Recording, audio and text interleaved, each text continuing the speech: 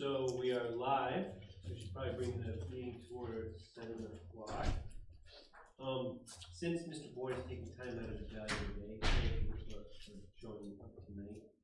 I would like to suggest we do the go to the minutes after conducting the other business, if that's okay with the board. So thank you very much for coming in. It's fantastic to get some of the insight you have as to how we got to where we are, history you have, so it'll be very, very helpful. So, I don't know, help bring us back. We had talked about a number of things for the shoreline zoning ordinance. We had a specific item we wanted to make sure to talk with you about, to provide some context about some things. Does anybody remember, were we talking about the conflict that was on page 3? Yeah, within the height of setback, when you set back from a road in shoreline zoning, you know, a camp road or whatever, there's two criteria you gotta meet. Was it 25 feet from the side of the road for building, all right? Right away. Yeah, or right away, you know, a little, right away. And then the second criteria was, you know, for every foot you go up in height, you have to go back. The setback from the road, from the middle of the road, would be a foot and a half, 1.5 times, or a half a time. I guess 1.5. You know, yeah. And then the question is, how did that get in there? Because a lot of the other. Are you talking about existing ordinance? Mm-hmm. And there are two places where we can find this, and we should probably hone in on where they are. We talked about it maybe about 2 years ago down at the post office, and you thought, you know, maybe that needs to be revisited. You know? Yeah, I think if I remember right, the way that originally got in there was a concern that we have a number of camp roads which have fairly high slope land adjacent to them, and people were starting to build structures that were up to 30 feet high or so within 25 feet of the road. And a lot of those camp roads are barely two lanes. And one of the concerns that was raised was, what if you have a fire situation, or you have a major wind situation where the structure ends up collapsing towards the road, and you need to get fire trucks or ambulance and so forth, emergency vehicles beyond that point. And so I think that was the original thought process that was behind putting an additional restriction on there. But I thought when you and I talked about it, I thought the recollection was that it was 2 feet per foot. I almost think it might be. Is it? Okay. And okay. the more I got thinking about the 2 foot, I was thinking that's maybe a little bit excessive. But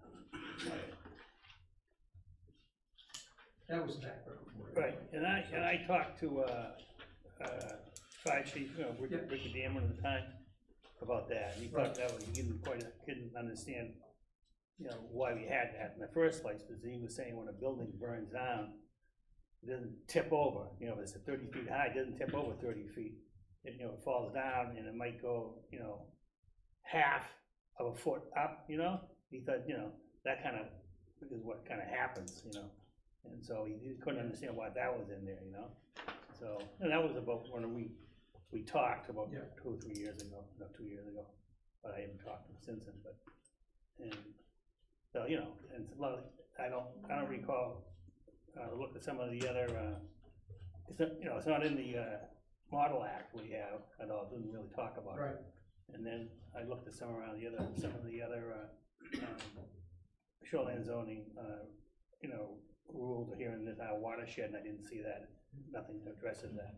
So, you know. I don't recall it ever being an issue. So you know, it's probably a very reasonable thing to simply take out of there and just go with the 25-foot setback, which is From the right of way. from the right of way. That would be, it's kind of confusing even when you read it. You have to read it a couple times to figure out what they're trying to say. Mhm. So to make sure we're on the same spot here, is this like on page 38? Yeah. Principal. Paragraph 2. Paragraph 2, where it says, principal or accessory structures and expansions of existing structures shall not exceed 35 feet in height, or 1/2 foot per 1 foot of setback from a public or privately owned road or private right-of-way used in common with others. Is that where we're talking? Yeah. That makes sense. So, Mr. Bourne, do you suggest that in light of our discussion today, that a reasonable suggestion would be to consider striking the part where it talks about, basically, after height, where it says, or 1/2 foot per 1 foot of setback from a publicly or privately owned road? Dick doesn't have a copy of Yeah, the here. ordinance. Well, Yeah. Let me give this again. Look at that, right there, my thumb is. Jesus, it's all marked up. Oh, yeah. what's the model ordinance require for setbacks? 25 feet, isn't it? I think it's 25 feet from the middle of the road. No, it doesn't have any setback, the guideline ordinance Doesn't doesn't have have it. setback. Guideline doesn't have anything? No, it's pretty much per town. Yeah. Right. In my mind, Gary, it would what's the be- minimum lot size ordinance have? For the setback? Yeah, it's based on height. I gotta get it, it's different than this. Yeah, it's different than this, but it has the same concept. The, It does, the but- height, the height I think it's. dictates the distance the from the 1.5 town right of way. Was Peter right, it was 1.5 times or 2? That's confusing. And I don't wanna confuse the issue, but Rich, if you look on page 41, number 7, there's something about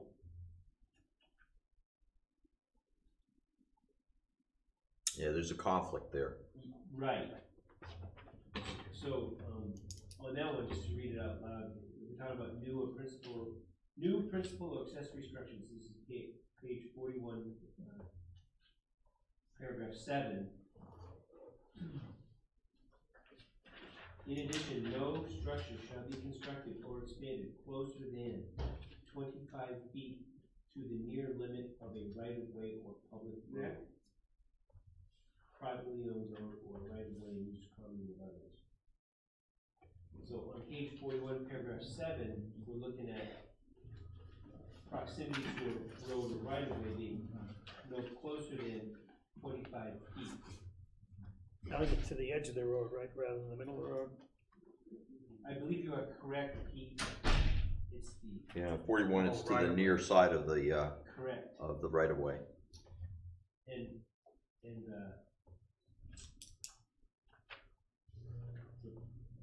page 41 talks about that, so proximity to the near side of the right of way. Page 38,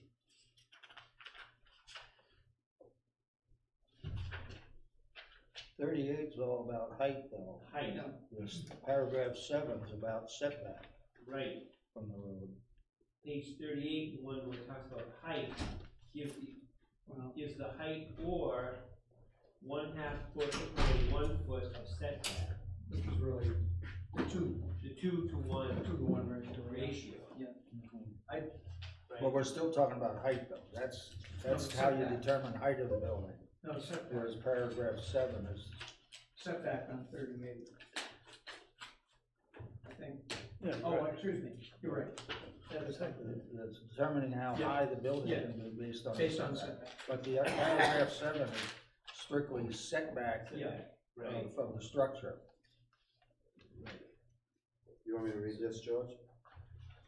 Minimum lot size? Yeah, if you wouldn't mind. It says, let's see. The greater of the following dimensions, 25 feet horizontal distance between the closest point of any structure in the near limit of the right of way of any public or privately owned road or right of way used in common with others, or 2 feet of distance from center line of travel way per 1 foot of structure height. Okay, so it's either or, And they go to center line, yeah.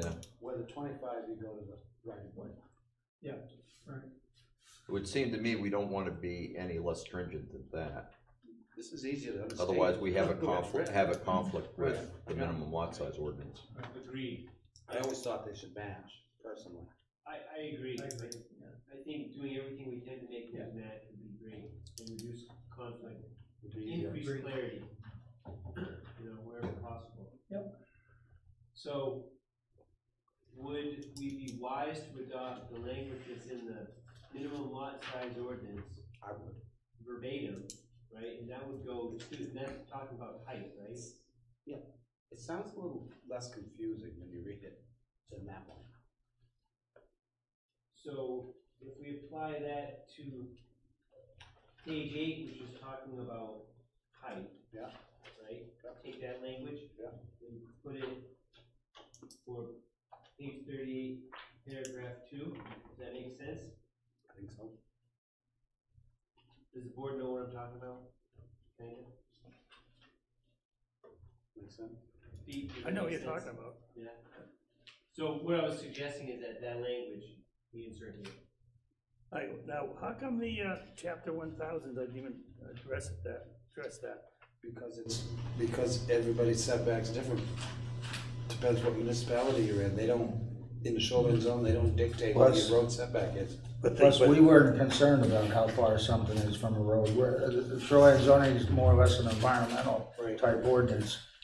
How far somebody has a building from the road really doesn't affect the shoreline. That's really at the discretion of the town. So why can't the town follow what's in the chapter 1000, the model act? There's nothing in it. So just have, we don't need to have anything in it. I think you still I need, mean, devil's advocate. no, but I think you still need a setback. Yeah. don't you? Well, okay, so we have one criteria, setback was 25 feet. If you leave it out of the shoreline ordinance, then minimum lot size is gonna govern.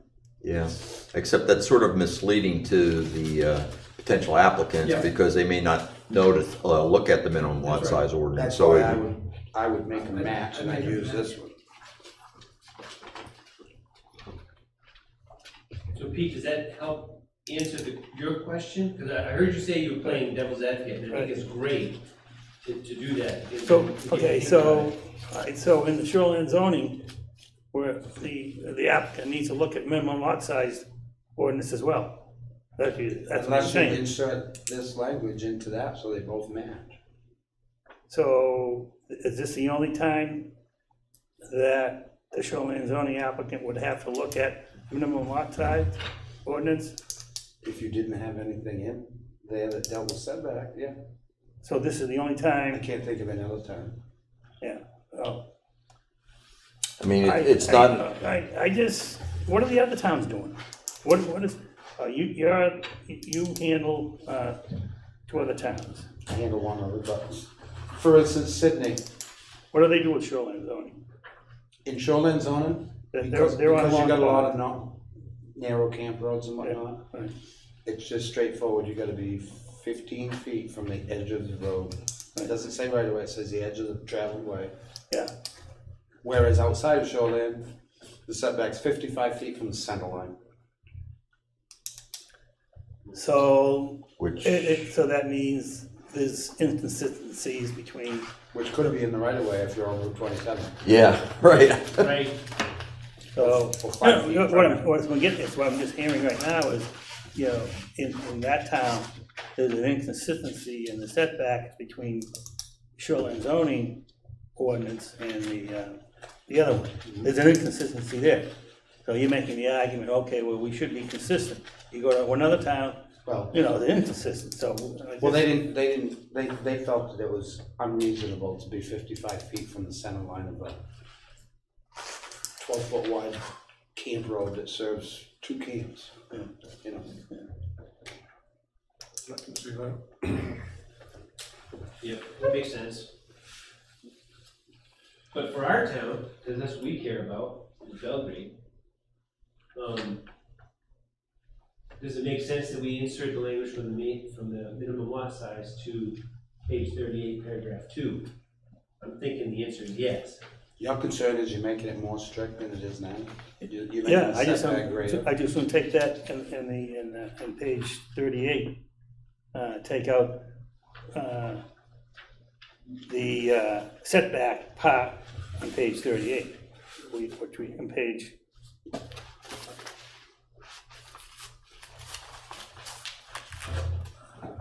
where's the pages? Where I have them. Yeah, 38, page 38. Talks about the height, you know, where for every foot you go up, you gotta go back from the setback from the road of 2 feet, right? Mhm. That's how, yeah, I say take that out. And just go with the 25-foot setback from the edge of the camp road. Or the right of way? Or the edge? Or the right of way, yeah, right, that's what I say.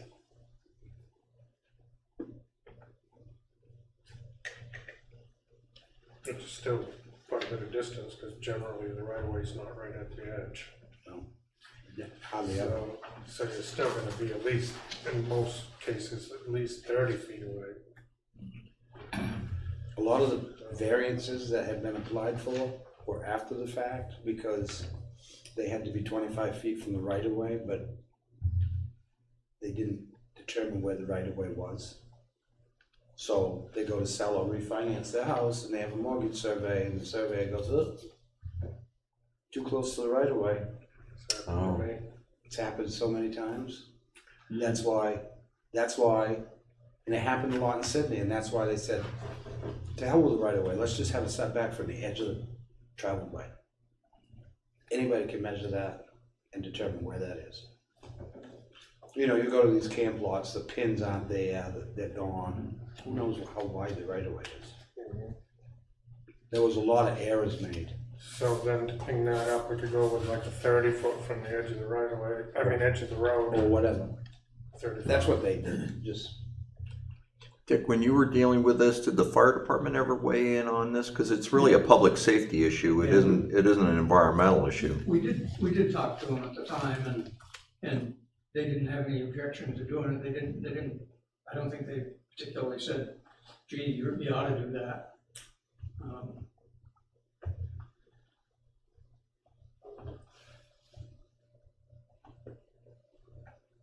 I don't recall it was that big a deal at the time even. No, I think you nailed it. They were, like you said, they didn't really say, geez, yeah, that's a good idea. They just, yeah, okay.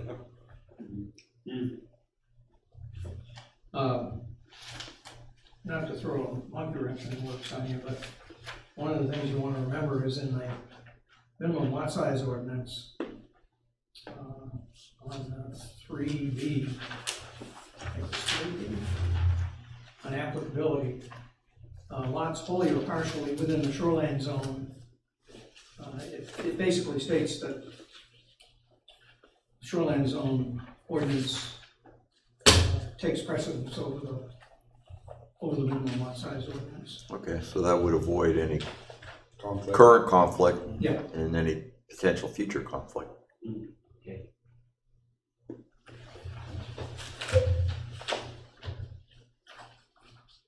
So That's curious.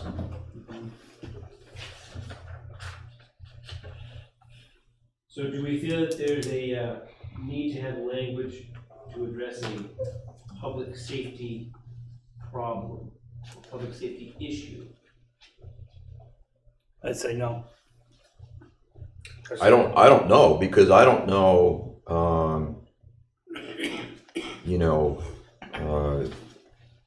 if there really is a public safety issue. I mean, if you have a building 25 feet from the, say, the side of the road, I personally don't see any reason why it might not collapse into the road, if it's 35 feet or 50 feet high. I know when they burned our barn down, it didn't fall down in a nice deep, footprint. Right. 50, Phyllis gave us, they're not gonna be any higher than 35 feet, so they're not gonna tip. over 35 feet into, to the side. I've talked to the firemen about it, and it doesn't happen that way. No.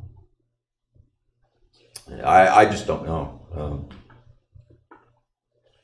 So a maximum height is 35 feet, so if we went 35 feet from the edge of the road, boom, we're down. Yeah, Yeah, that's what I'm thinking too, Craig.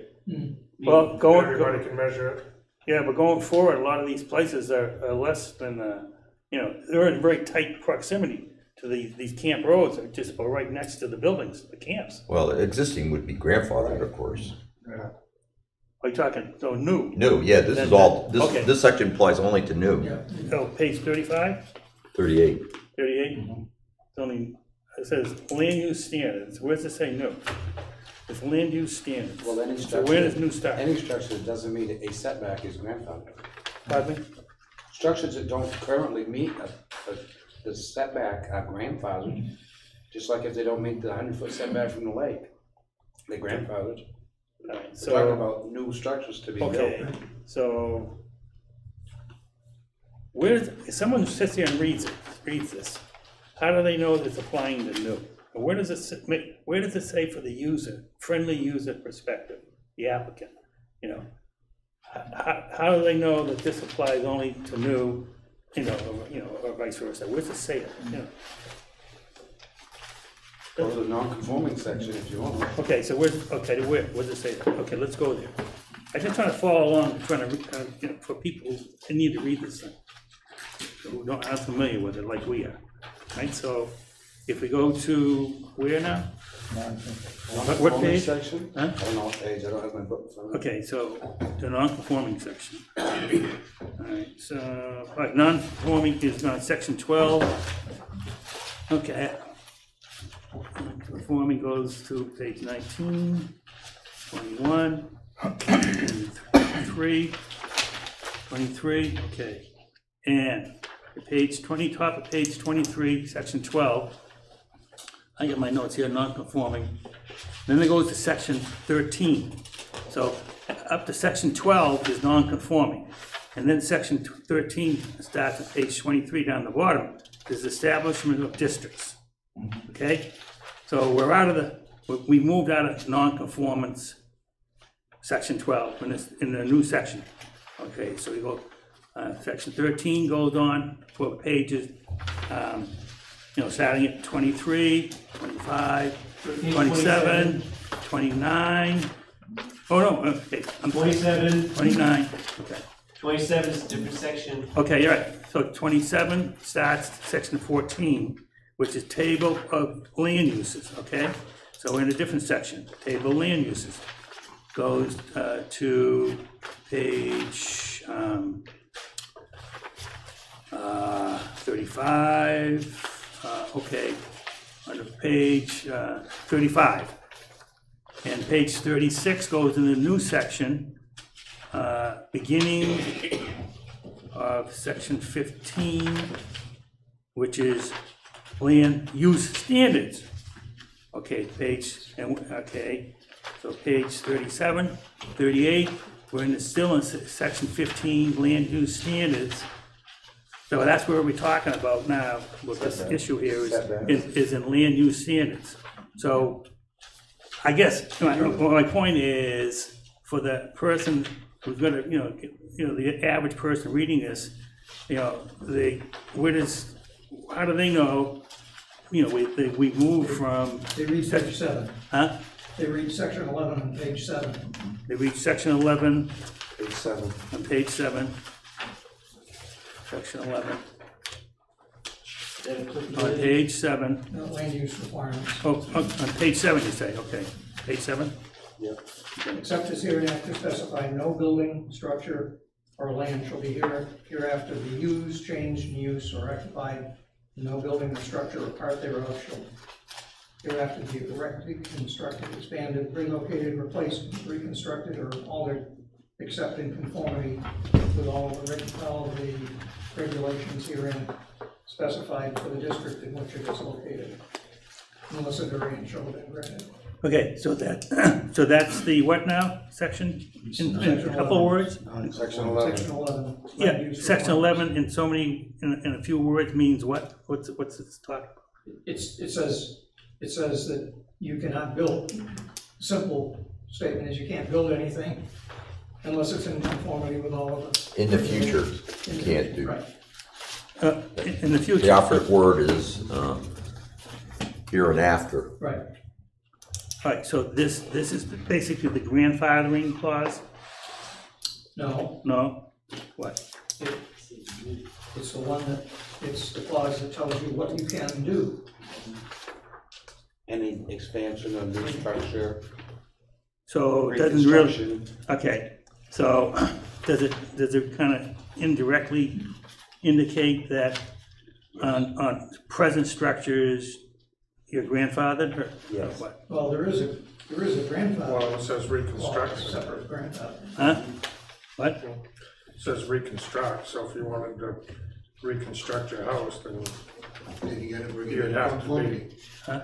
So the 35-foot would work. Yeah, So you want to downsize it even further to 25 feet?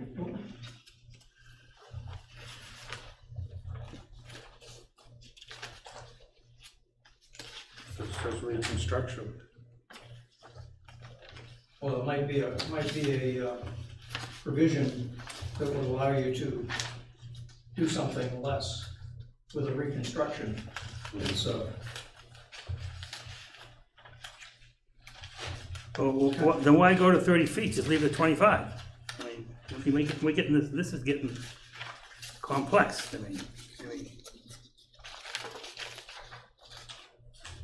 I'm thinking out loud, you know. Why does 30 feet make it more complex? Well, we're talking about, maybe, just said, maybe, you know, to be more accommodating, you could put a provision in for 25 feet, right? no, I say there are provisions in most ordinances, and there is in the shoreline zone, that under certain circumstances, if you have to reconstruct, you may qualify for a less restrictive setback or whatever it is we're talking about. Well, you know, I've always said, you gotta be a New York City lawyer to read this thing, and you look at the model act that's been sitting out there for 2 or 3 years, and the other towns have implemented in the vast majority of the shoreline of the water, our district, you know, I mean, all the 7 lakes here, and it's not, it's no way it's as complicated as this. So I've always maintained, we pretty much go with what's in there in the model act and go with that. But here we are, making it more confusing. So that's all I got to say. I've said it before, I'll say it again. I'm framed, you know, it really upsets me. So, anyways, go ahead. So, is there a need to have then, see on page 30, when we're talking about height, anything to do with referencing outside of explicitly stating height, in reference to a setback?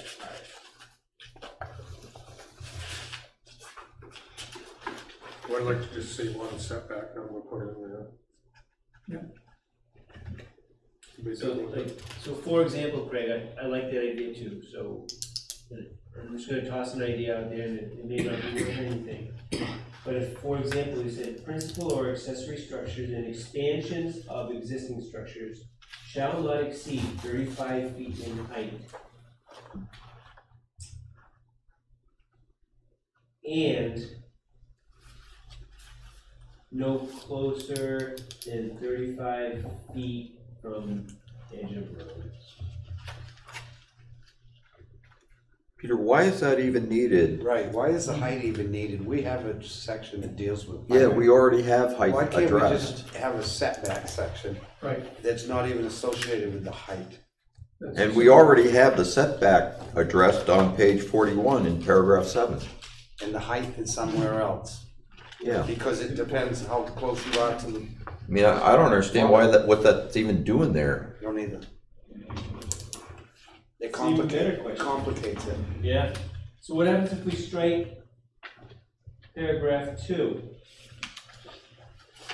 Do we address height somewhere? Mhm. And do we address setback somewhere? Or do we only address height with expansions of non-conforming structures? No, we say new structures can't exceed 35 feet. And Well, hang on, just- Yeah, but this, we're talking about, this paragraph comes under principal and accessory structures, it's not under non-conforming structure. So if you strike that, you get rid of the height limit. Okay, that's what I was asking is, Oh, yeah, good point. Right. Yeah, you're right. So, so why not just strike everything after or 1/2 foot per 1 foot of setback? 35 feet, boom, done. It's easy. okay, It's less complicated. And you have setback, Well, leave the setback as it is at 25 feet. okay, which is elsewhere. yeah, that's right, I was just Yeah, checking to make sure you have Yeah. setback. right, yeah, no, just leave that alone. Leave it at 25 feet from the nearest right of way. So if we did that, George, then it would read, principal or accessory structures and expansions of existing structures shall not exceed 35 feet in height, period. Is that correct? Yeah, And then the next sentence would begin. Let's see.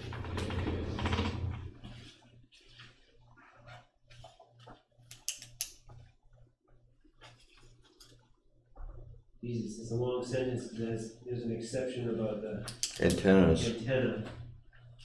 Maybe it's not striking the rest of the sentence if we need to keep that antenna part. Then you could say, however, that antenna structures or something like that. You could start the next sentence with however, you know what I mean? That I hear structure. ya. That might be a thing. Height. I'm not sure about grammar. Structure shall not exceed 35 feet in height. See if we said period. Then go with Pete's idea. However, except that, I'm not doing this very well. Except that antenna structures require, pick up the sentence right after which is more restrictive. Could that work? So from or 1/2 blah blah blah to whichever is more restrictive. If that could go away, And just start with accept. right, and that may have to be tweaked just because we may need to use some language to make it actually start in the sentence rather than just picking up in the middle of a phrase. But are we on to a concept that is agreeable? I guess that's what I'm asking. And how far would you take that into the antenna section? Or just leave the antenna section alone? I was thinking leaving the antenna section alone. I wasn't, in my theory was not to alter the concept of the antenna structure part is a separate topic, that I wasn't suggesting that we change. Okay. A question for you, Rich. So if we,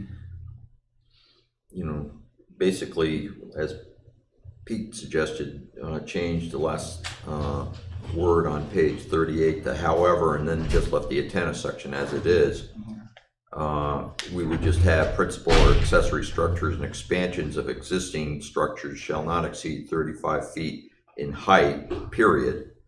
Should it be existing conforming structures? Since we have different height restrictions for non-conforming structures. Because you're talking about expansions of existing structures. They could be conforming, they could be non-conforming. I'm not sure we need to say that again here. So, what we would be left with is principal or accessory structures and and expansions of existing structures shall not exceed 35 feet in height. And I'm just concerned about making a clear distinction between non-conforming structures and conforming structures. Non-conforming structures can't be any higher than, what, 25 feet, right? Here we're saying. No, no. No, well, it depends on where they're located. Depending on where it's located, yeah. Right, Yeah. so, say you're within 25 feet, 20. or, yeah, you can't expand 35 feet, Mhm. No, because you've been making more non-conforming. right? And the But ordinance so, already just says to you can't avoid make- that confusion, does the word conforming need to be inserted between existing and structures? I don't think it needs to.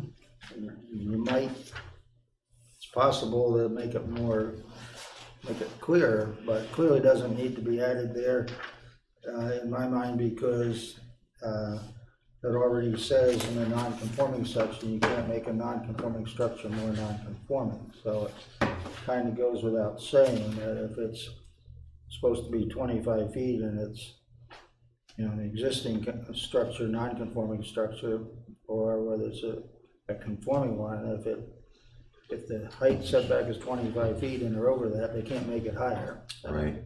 So,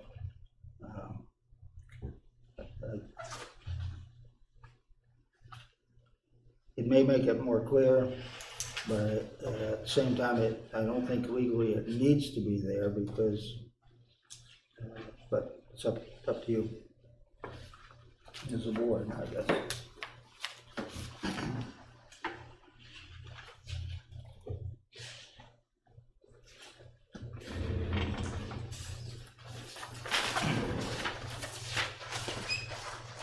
I'm okay not having the word in there, but I can certainly live with it being in there.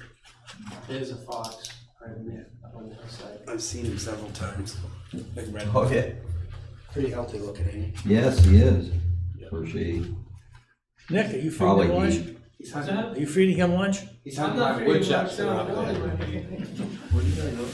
Fox. Right, fall.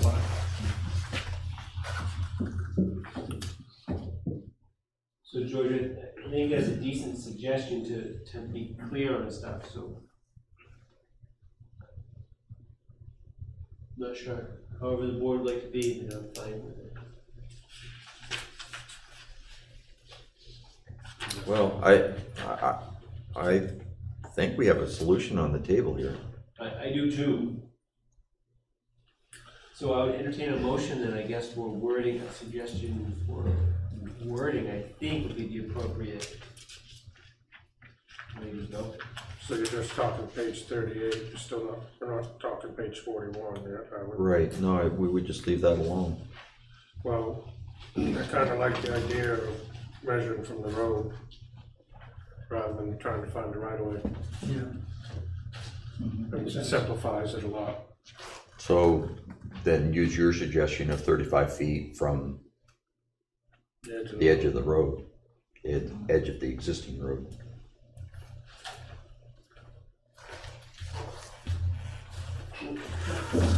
So that's changing the setback from 25 feet to 35 feet. Well, it's 25 from the right of way. Right away.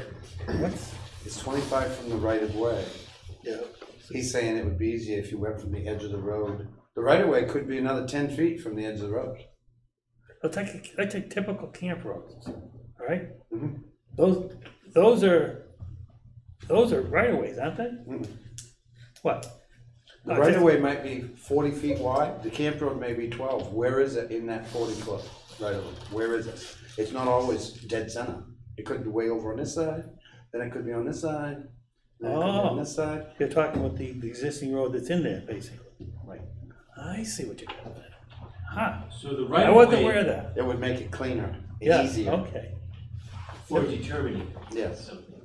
As So opposed to- however they end up, The edge of- however the camp owners down there at the time, over the years, have ended up traveling the road among the buildings or by the buildings, right? Or you get your camp road graded every spring and all of a sudden it's 20 feet over here where it used to be 20 feet over here, Right. you know? They kind of get moved around. Yeah. And it's, Even your state and county roads and Pardon? town roads aren't necessarily dead center, built in the center of the right of way. right, Sure. Oh, I see. right. I didn't know that stuff. That makes it a lot easier. If you Yeah. just can just measure from the edge of the travel way, a certain distance, it's like there, So you're saying the travel right away, the traveled way, not the travel, road. the traveled way. The You edge of may the wanna road. put that, instead of saying the road, say the traveled way. Which- Is that a better language? I don't know. Well, Or road, or Well, you existing know, road is a travel way. from edge of road. Right. Okay. Instead of right away. So something like, in addition, no structure shall be constructed or expanded closer than 35 feet to the near edge of any public or privately owned road. Yep, So, just to be clear, we're putting that on. Page 41, paragraph 7. Because that was, Craig, what you were talking about, how you preferred that because it's a real easy to determine type of a thing. That's the boot on the ground experience. You can see that's the edge of the road or travel way. You might want to specifically call it the travel. Yeah, because a lot of these camp roads, you know, they're not, I wouldn't call them roads, like, Somebody you're on Snake Point, all right? They're beyond this Boy Scout camp. Some of those so-called roads, they're not roads, they're traveled ways, I mean, they it's can barely still, get a if car. if it serves more than 2 homes, it's a road, it's If a you, private if you road. call it just the road, somebody could come along and say, well, now wait a minute, my definition of the road is between the road is between the 2 right-of-way lines. Whereas somebody else will come along and say, no, my definition of the road is the way it is on the ground today, the travel. Portion. We actually, in the shoreline zoning ordinance, we have a definition of road.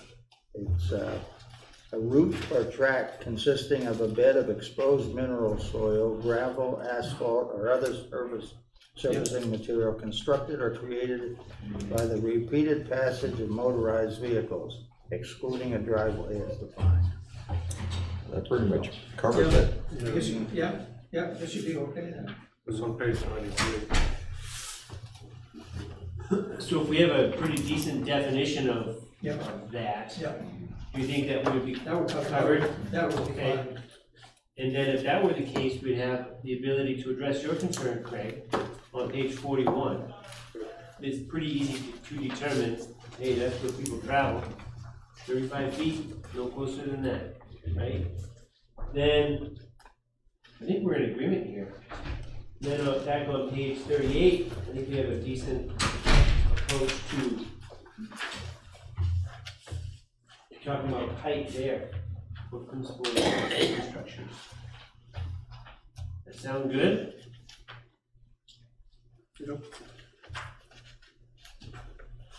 So I think we should clarify this and have language that we present to the board with a motion and then approve it or not. Want to do them one at a time? Surely, yeah. So I would make a motion that on page 38, paragraph 2, for principal accessory structures, that the height restriction be 35 feet.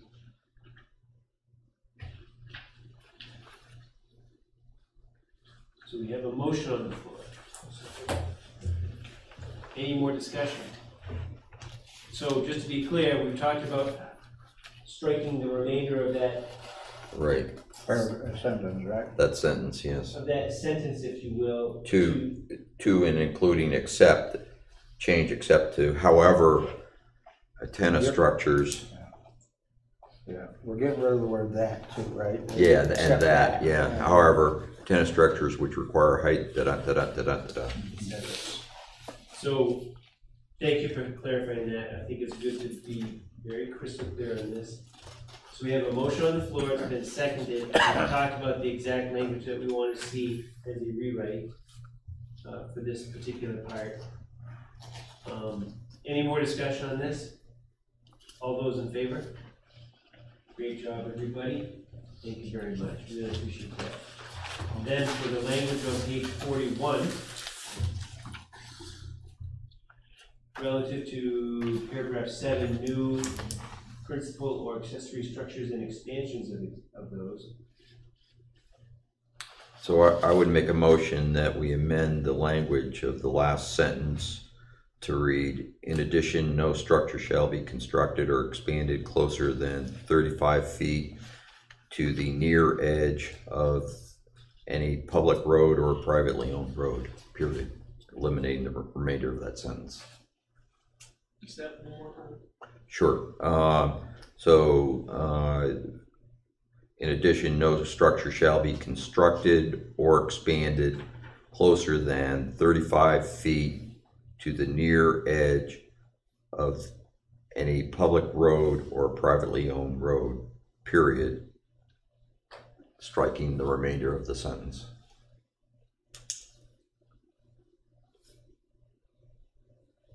So we have a motion on the floor.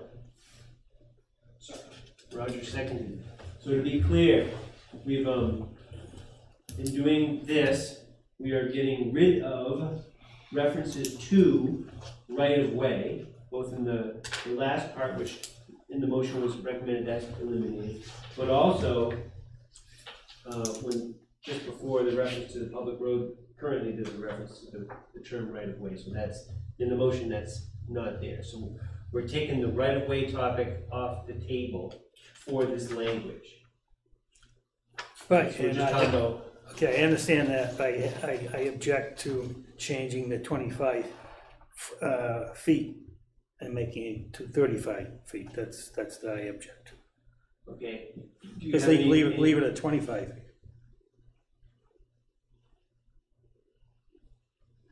feet. Because in these, down in the shoreline zoning, a lot of these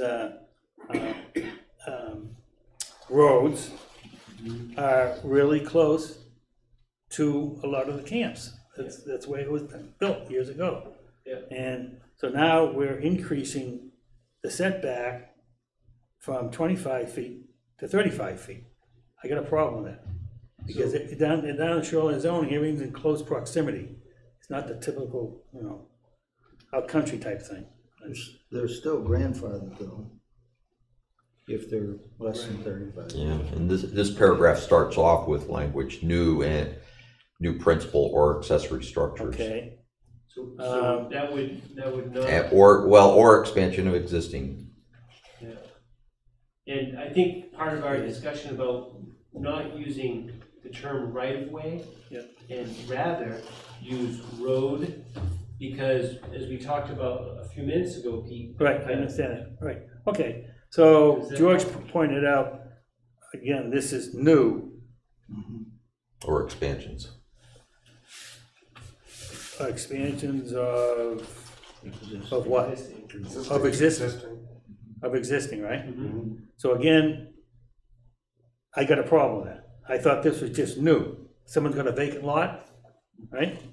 They put a building up for the first time in a vacant lot in shoreline zoning. There aren't many of them, but there are a few. There will be a lot more in the future. There's some big tracts of land that are out there in the lake. Okay. So, I can see the 35 feet, I have the 35 feet there, but for existing, where I'm at, a lot of these camps, from my place going down into Pinkham's Cove, it's all tight in there anyways, for the most part. So if they want to expand and they thought it was 25 feet, they won't be able to do it. We change it 35 feet. Because these roads are right in there tight. So that's my objection. Okay, I hear you. I just want to make sure I explained the fact that since we're talking about road and not right-of-way, and a right-of-way could very easily be in a position that can't be determined very easily. And that the road may travel over parts that, of a right-of-way that either benefit or be a detriment to the ability to anybody to build. Because it could go travel, Gary had talked about it could snake around, whatever. So, anyway, that's my thought. Yes, Dave. there are roads and there are both public and private, but there are right-of-ways. People have in their deeds, specific right-of-ways, which are not associated with roads necessarily. Right. So you may not be able to eliminate the issue of setbacks from right-of-ways entirely from the ordinance. As if I have a deed that has a right-of-way for somebody else to the lake, it may be a 10-foot right-of-way, just enough to walk over. There's no travel away or anything of that sort. If you don't address that in the ordinance at all, you may have some issues. Now, I'm not suggesting that the 35 doesn't make sense in terms of the private and public road.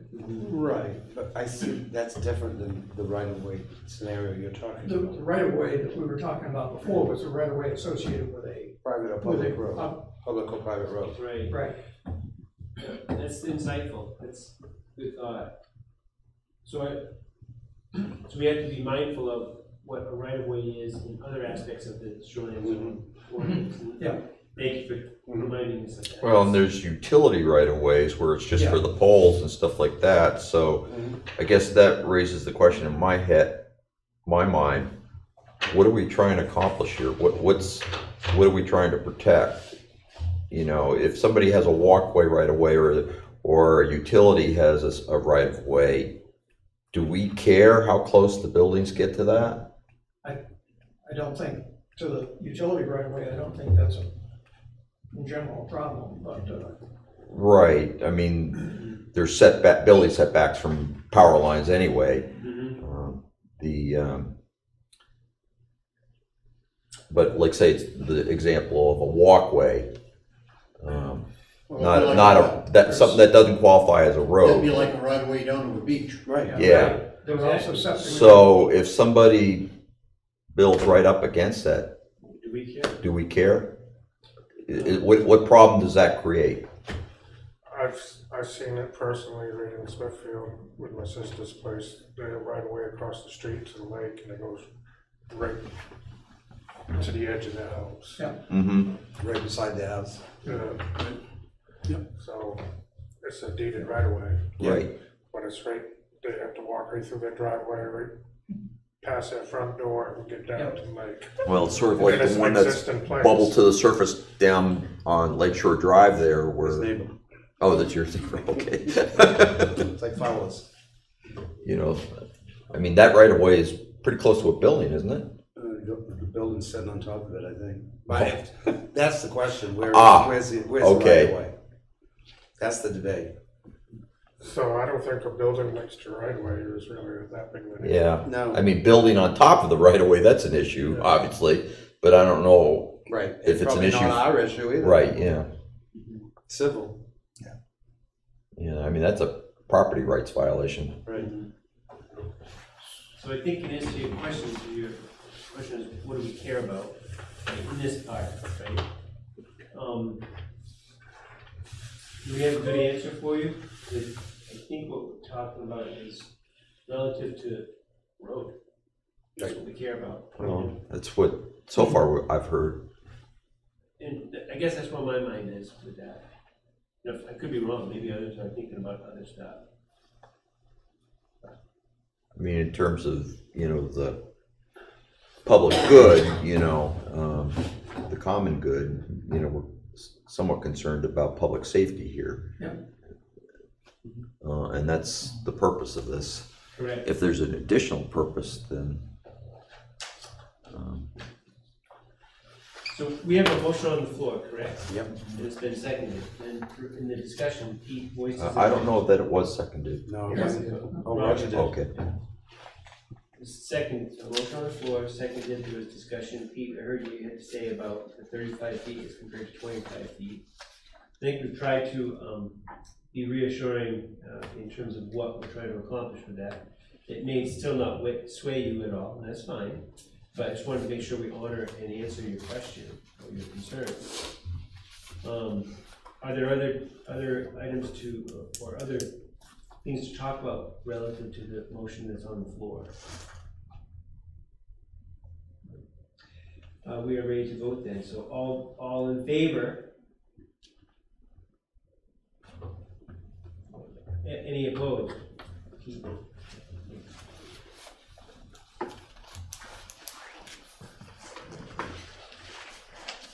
Okay, so we've cleared up some language. And a logistical question, so in terms, I just want to get back to the digital copy part. Do you have Word yet? We have words. When are we gonna get new Word, because we have a new contract now, right? We reached out to them, yes, and we just officially now, when I knew I could get the company. Yeah. I'll open them up.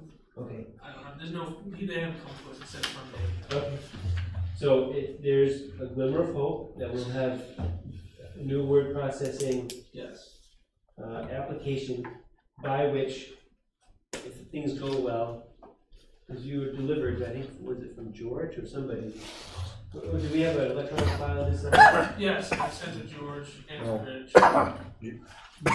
We've got a kind of rough draft of up to the administration section, of which I want to go back and read it again before we say, give this to the board. I want to make sure it's Okay.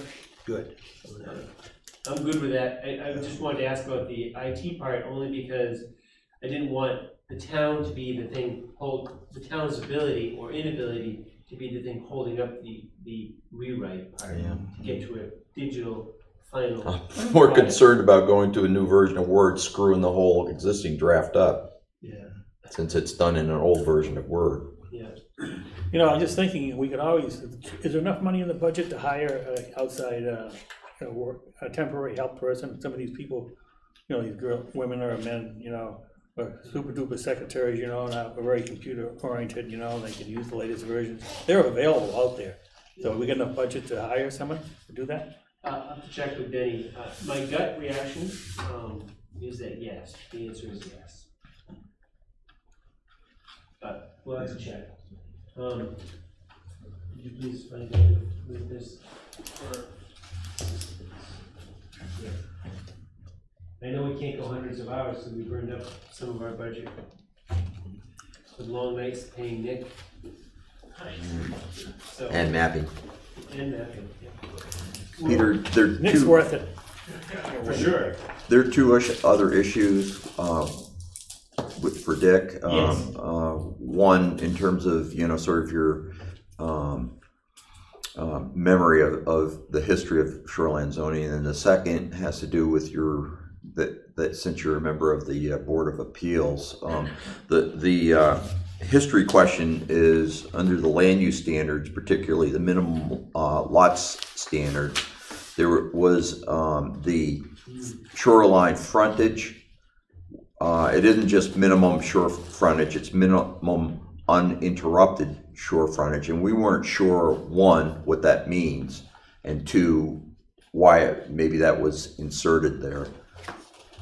If there was a problem that was meant to address that we're not thinking of or we haven't encountered ourselves. Yeah, I think we had some, at least a couple of cases where people had some shore frontage. There was some shore frontage, and then they had some other shore frontage. And there was an intervening lot. And in addition, as I recall, the two shorefront segments were associated with backland that connected the two segments. So you almost had like a horseshoe shaped parcel of property with somebody's little postage stamp in the middle. We have one or two of those cases, and I think there was another one where somebody owned some shore frontage, and there was a stream that intervened.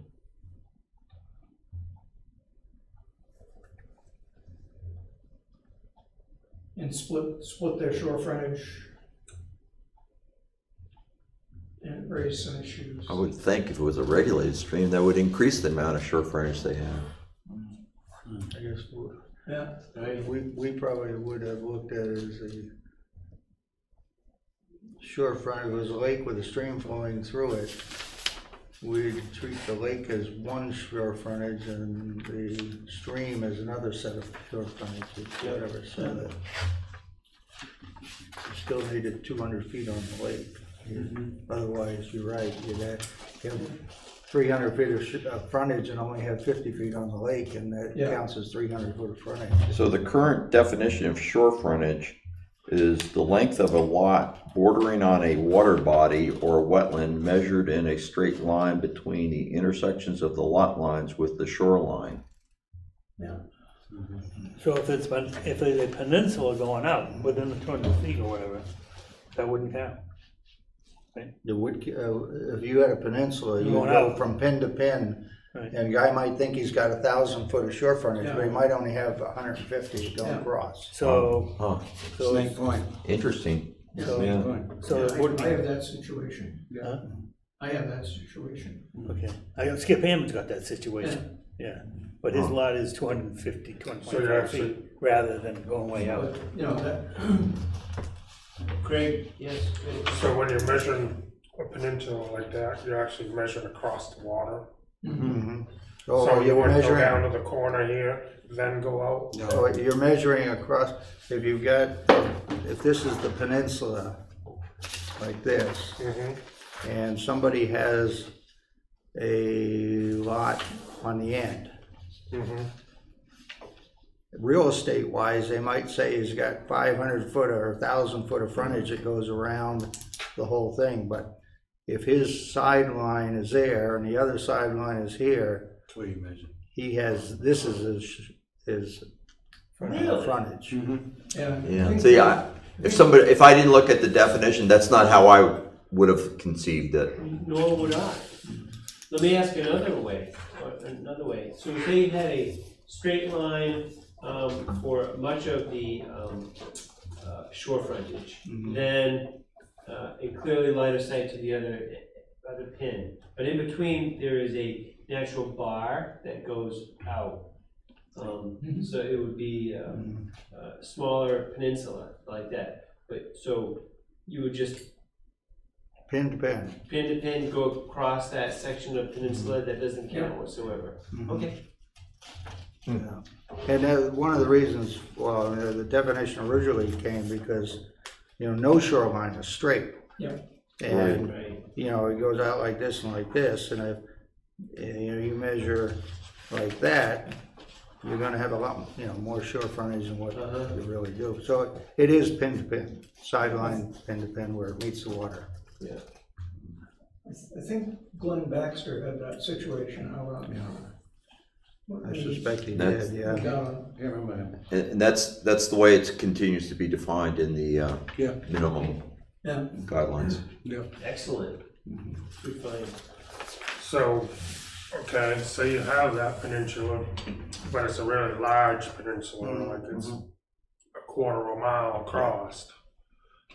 And it goes out a half a mile or a quarter of a mile. When does that size start? When does the size of the peninsula change the way you read? Oh, as long as, if the peninsula is big enough so he can create lots with 200, on a lake, 200 foot of frontage and 40,000 square feet, he can divide that peninsula. But if it's a narrow peninsula, he might be stuck with that Okay, whole, so with that you lot. need your minimum lot size. Right, that's really the key here, is when you can divide it. So that would be a trigger point or decision for somebody. Yeah. Sounds like.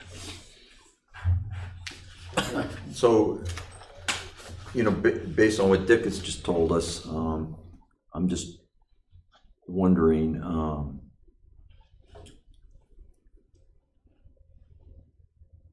if we want to retain the term uninterrupted. That's the question that is the obvious one. I mean, for example, the scenario you provided, Dick, I guess I would argue that if somebody has a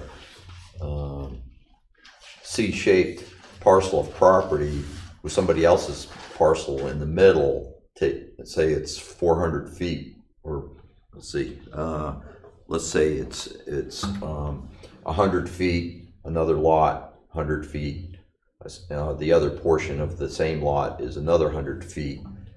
Why wouldn't we consider that as meeting the 200-foot shorefront? I don't understand the question. You got 100 feet, 100 feet, 100 feet, and they're all connected, you know. So That's what I think. the scenario Dick Where are we going with described, well, the question is, do we want to keep the term uninterrupted, or do we want to retain it? What's the problem with the way it is? I mean, what's the I guess issue? that's, I'm asking the reverse question. Well, that's another way to look at it. Is there a problem with the way it is? Is there a problem creating a horseshoe lot? Yeah, You what's the said problem with 100 creating a horseshoe lot, I guess? You said 100 foot of frontage, 100 foot, but let's say, so we have conforming lots. A guy has 100 foot of frontage, and then he divides 200 feet, and then he keeps 100 feet. So he's got 200 on this horseshoe, and this new lot he creates is conforming because he's kept 40,000 square feet and 200 foot of frontage. Under that scenario, I mean, I guess you could do it, but a guy could never build on that middle lot if it's only 100 feet because he created a non-conforming lot. Right, yeah. But suppose he made a 200 foot lot and he kept 100 feet on each side of it. That's the uninterrupted. I mean, that's the anti-uninterrupted Right. lot.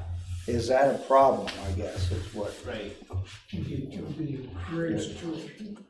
Yeah, so, I mean, But I didn't know we had. so, you know, here's party A and party B. You got 100 feet here. This is, all right, 200 feet, just for the purposes of. yeah, They want to build, okay. So you Yeah, got at least 200 feet. I'm ignoring party A for the moment. I'm concerned about party B. So you have, so this person owns, and let's say party B meets the minimum square footage in terms of lot size. yep, It's got 100 feet here and a second 100 feet here on the shore of Lake Wichigumi, okay? What problem does that create that I'm not thinking of?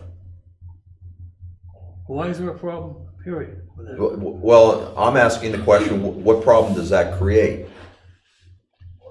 There is. Why not change it? Why not eliminate The uninterrupted. uninterrupted? yeah. So the answer, my answer to that question is, that does not present a problem to me. That way. Would it be a problem if it was rather than residential, commercial? No, well, no. I'll say one. I'm just, you know, Right. The only I'm trying to problem- The only problem would be is if he divided that lot, residential and commercial, I think needs more shore frontage, so that those lots would be non-conforming. But I don't think it would make any difference if it. oh, yeah, it would have to be 300. Yeah. Yeah, the numbers wouldn't work in Yeah, this it's case. just, but if he created conforming lots, I'm not sure I see a problem. You get the same density of development because on that amount of shore frontage, because you're limited by Yeah. the lot size and frontage, whether that's 100 foot here or 100 foot there. You got one residence for 200 foot of frontage. I mean, I can understand if, you know, landowner B puts in a commercial development and you got residential lot owner A in the smack dab in the middle of it, that person's gonna be pissed. But, you know, they're not gonna wanna be surrounded by a commercial development. I understand that part, but in terms of the lot size, I'm trying to figure out what's the unintended consequences of eliminating uninterrupted. So let me ask another way. So we'll present another scenario. The second one that you brought up. So rather than a C or a donut shape type of scenario that you described, what happens if it's the other way? If it's a lot that's interrupted by, say, a stream coming in, you know, something breaks up the the shore frontage line,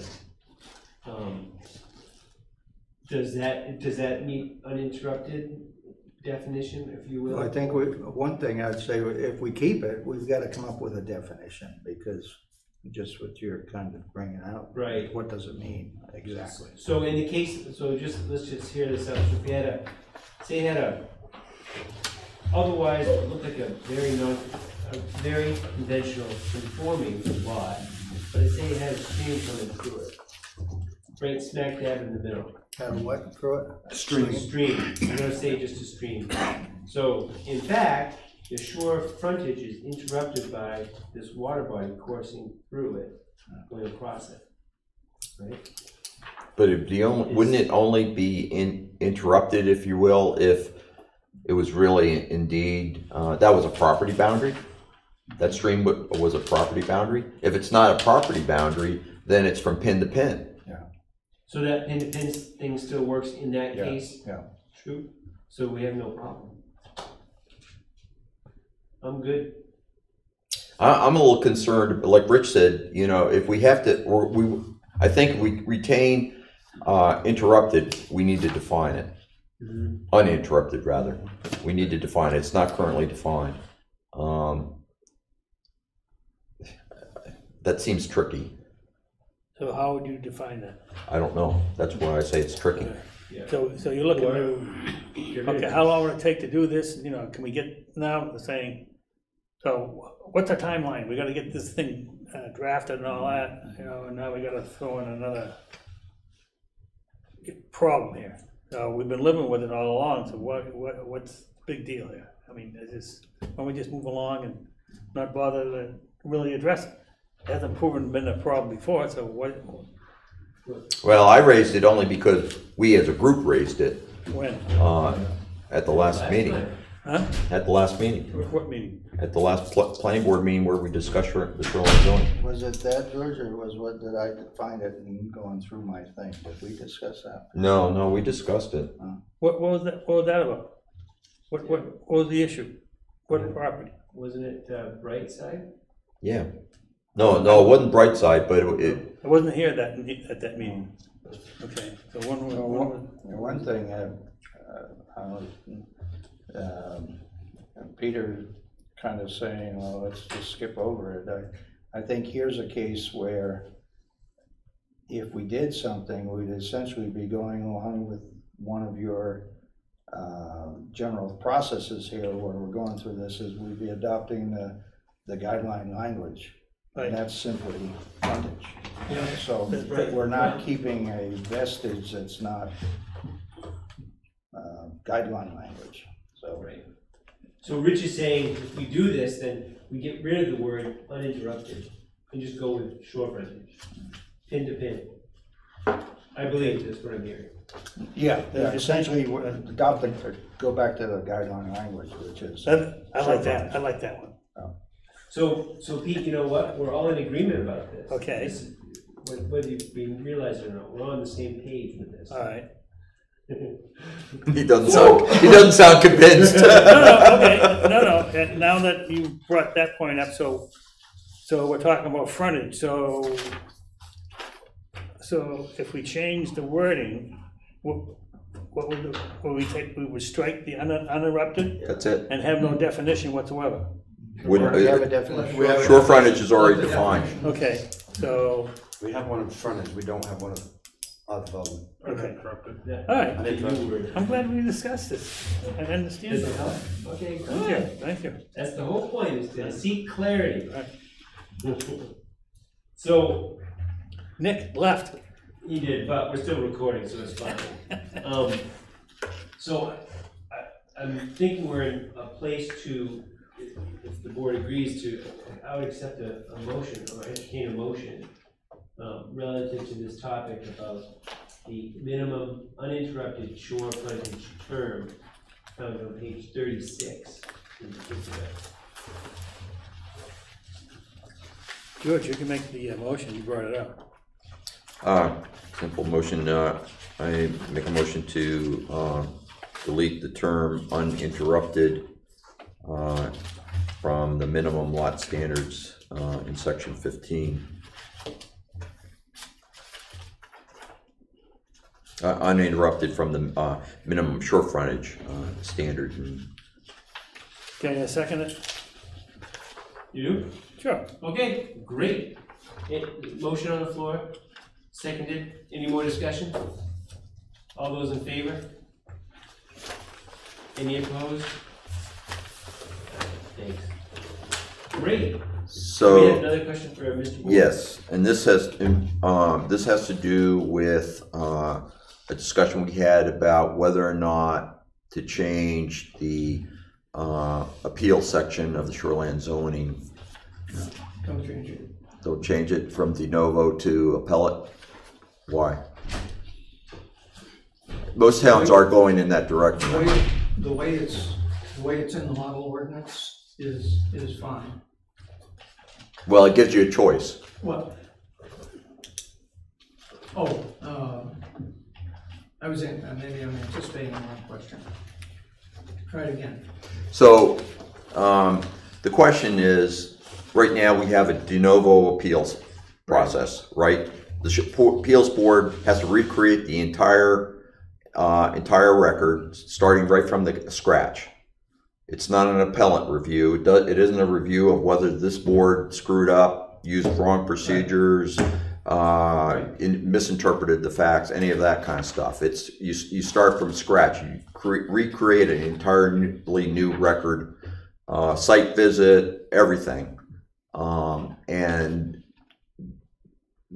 we were discussing many towns are going into the direction of only an appellate type review because of concerns about how redundant that is, difficulty in smaller towns, the problem of appeals boards don't get to hear many appeals, so do they have the experience with the ordinance? I mean, we're in a unique situation with you on the appeals board at the moment, but we've lost a lot of members, and so that's what raised the question. Yeah, normally you want to do a de novo appeal from a CEO denial. And an appellate appeal is fine from a planning board level. And the reasoning behind that is that typically, and they do this with courts too, if a single judge hears something and you go to appeal, you'd rather have a 3-judge or a 5-judge review so that you get a broader interpretation. Right. And so that's why it makes sense from the CEO. Yes. Okay, a de novo appeal, the appellant comes in and they present their whole case, and now instead of one person hearing the case, 5 people or 7 people hear it, and something comes out of it. And I think Dick is suggesting, your answer, I think, is what the current guidelines pretty much say, correct? That the CEO, guidelines. The guidelines. DEP guidelines. The CEO Yeah, I think so. De novo and planning board appellate. Yeah, I think so. But not what's in our current ordinance. Right. So if we do that, then we'll be back to going along Pete's line of using the guidelines as our language in this particular case. By the guideline, you mean the model ordinance? Yes, Yes. sir. Yeah, model ordinance, look good. Okay, so the model ordinance guidelines, which I have, the new model ordinance for the guidelines, does that allow for an administrative appeal? Oh, yeah. Okay, all right. I just want to make sure. They're administrative and variance. Right. That's, And administrative can be either de novo or appellate. okay. All right. And Rich, does the guidelines make a distinction between an appeal of a CEO decision? It does.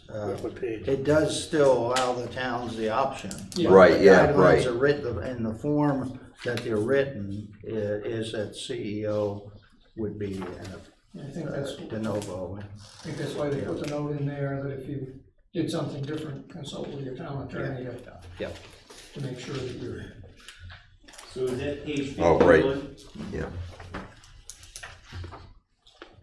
And it's on, page 56 of the, guidelines.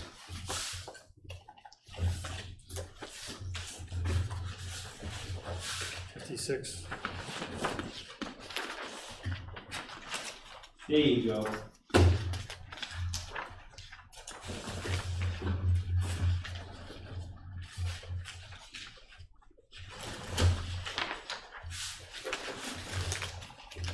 $56, I don't see it.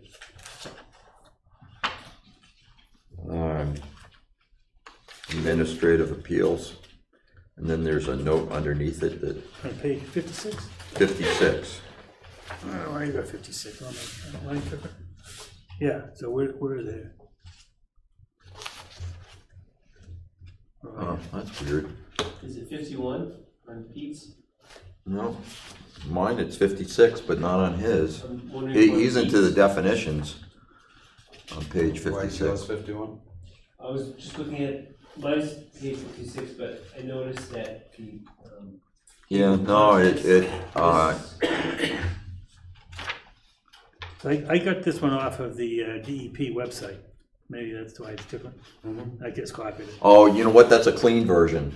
We have the marked up version. right, so okay. the numbering. Yeah, showing what the changes were. All right, That's, because Rich got this for us, okay. so. So did you find it, Pete? No, but, I'll go on. Okay. So that's under appeals, all right, well, Yeah. shoot, that's under, okay. I see it, thanks. So are we in agreement, or do we have, let me ask another way. Do we understand that the guidelines offers language that is very appropriate in this case, and it sounds like, according to Mr. Bourne, that would be the recommended way to go? So, does anybody have any concerns about using that? If not, I would entertain a motion to adopt the language for this case, or for this section in particular, relative to appeals.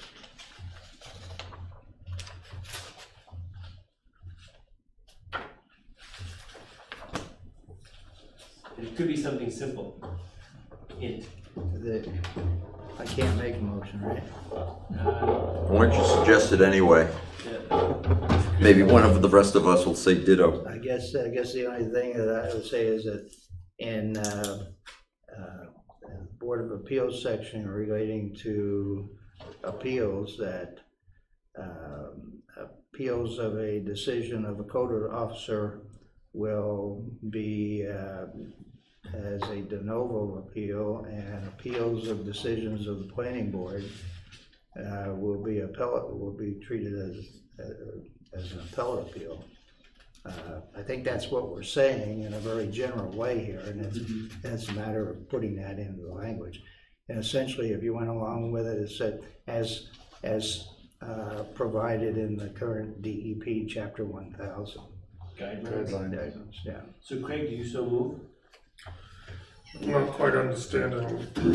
So this guideline right here is saying what?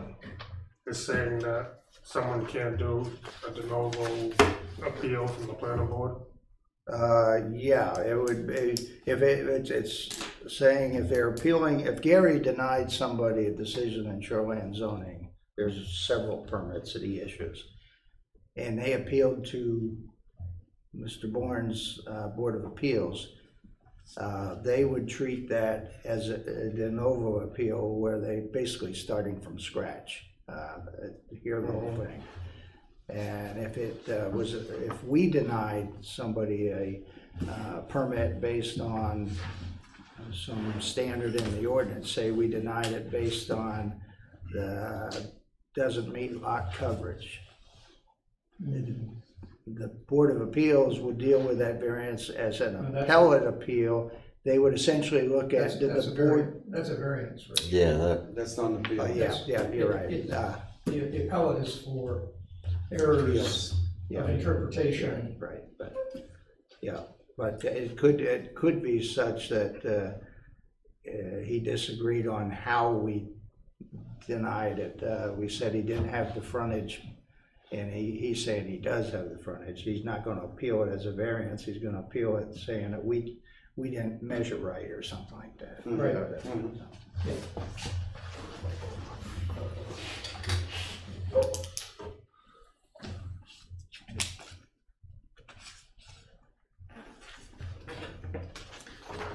To implement, I'll make that motion.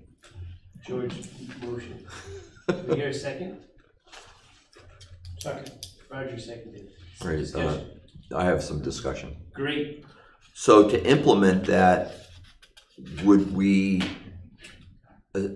essentially substitute the language in the guideline, DEP guidelines with, for what's existing in the ordinance now? Yeah, that's how you would do it, yeah. What page is that on, please? Let's see, it would be, page 70. About halfway down.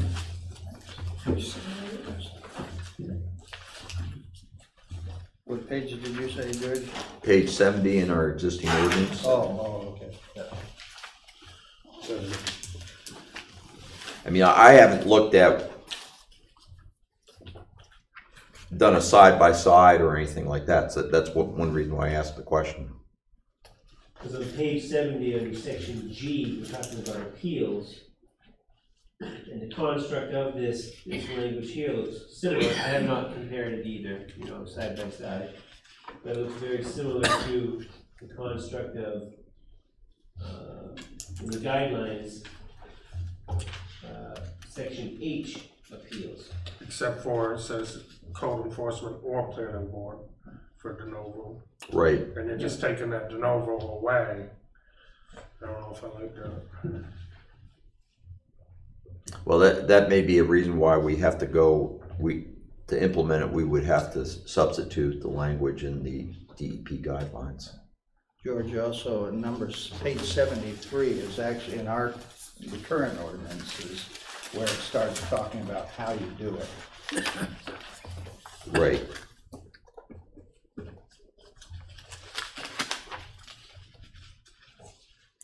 I mean, making an appeal, up top, is that what you're talking about, Rich?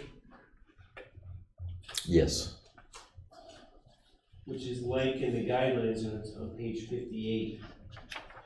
Making an appeal is how you do it.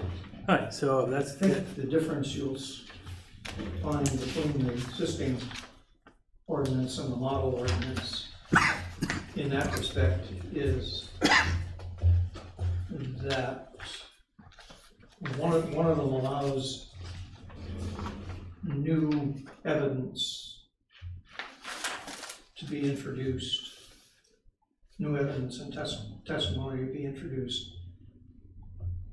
in the de novo appeal, and the other one doesn't allow that. It looks like, real quickly, that I think Craig hit the nail on the head by, on page 70,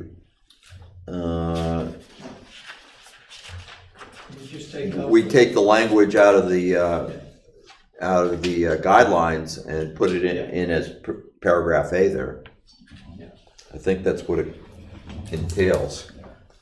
I was trying to work my way through the mechanics so that avoid the But issue. then you're taking away, that's what I'm getting at.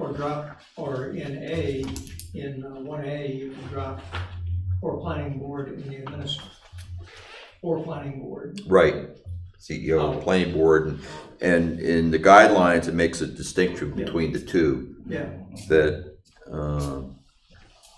So that it would be, go ahead. that it's appellate for the planning board decisions and de novo for code enforcement officer decisions. So with a planning board decision, you wouldn't be able to introduce new evidence or anything? No, That's right. no. So we're pretty much just saying, this is what we said, so this is it. Well, Appeals. yeah, I mean, an appellate, Dick, maybe you should explain this, but it's just that, it's an appeal of the process. Did the planning board use the right process? Did it follow the ordinance? Did it make errors in, Yeah. in judgment, or not judgment, but findings of fact, rather than, starting, anew. So to carry, to pick up on that, again, the administrative appeal would still be a way to go with, under appellate, under an appellate type of hearing, right? You No, can yeah. still, you can bring an administrative appeal and question. You have administrative appeals Right. and variance appeals. Right. Within administrative, you have two subtypes, de novo, where the appellant comes in and presents his whole case anew, Yeah. just as if he had come into the planning board and said, here's what I want to do, here's all the documentation. And the planning board, in that case, the planning board would have made their decision. The appeals board would hear the same presentation, and they might come to a different conclusion. And the appeal would override the planning board. Yes. The appellate is where the appeals board would get all of the material from the planning board review. And we would review that material for errors or misinterpretations. The appellant would come forth and say something to the effect that they believe that a definition was improperly interpreted, or there were errors in the way that you took the facts and applied them to the situation. Okay, I just wanted, in my own mind, I wanted to be crystal clear that the interpretation of a rule or whatever within the shoreline zoning, that could be challenged under the appellate process. The Yes. interpretation. Yes, so right? if we. It's part of the appellate process, is the interpretation of a particular section within the ordinance. I want to make sure that can be done. That's true. Okay, that's my question. I wanted to make sure that's clear among us too. Okay? Good point. And variance appeals would be handled differently, right?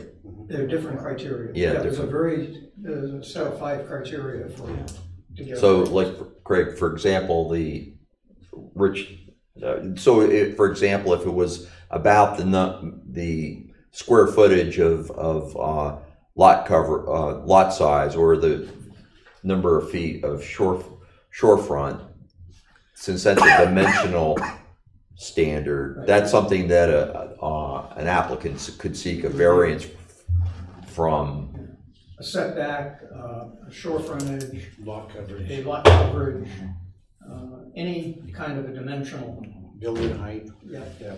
Now, just to confuse the waters a little bit, in our ordinance at the moment, if you go on to variance appeals, there's a statement there that says variance appeals shall be heard on a de novo basis.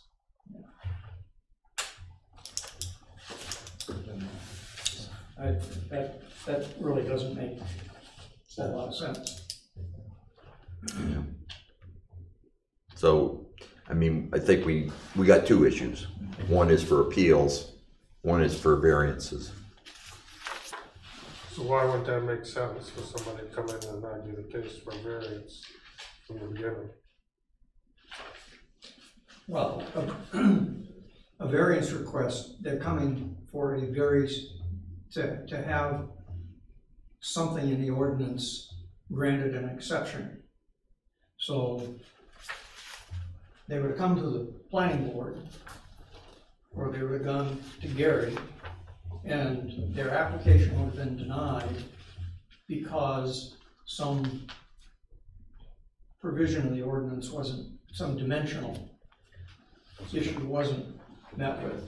A setback would be a good example. And they say, well, I really have to have, instead of a 35-foot setback, I need a 25-foot setback, just as an example. And you say, well, sorry, but the ordinance says it has to be 35, and you don't have the discretion to reduce that.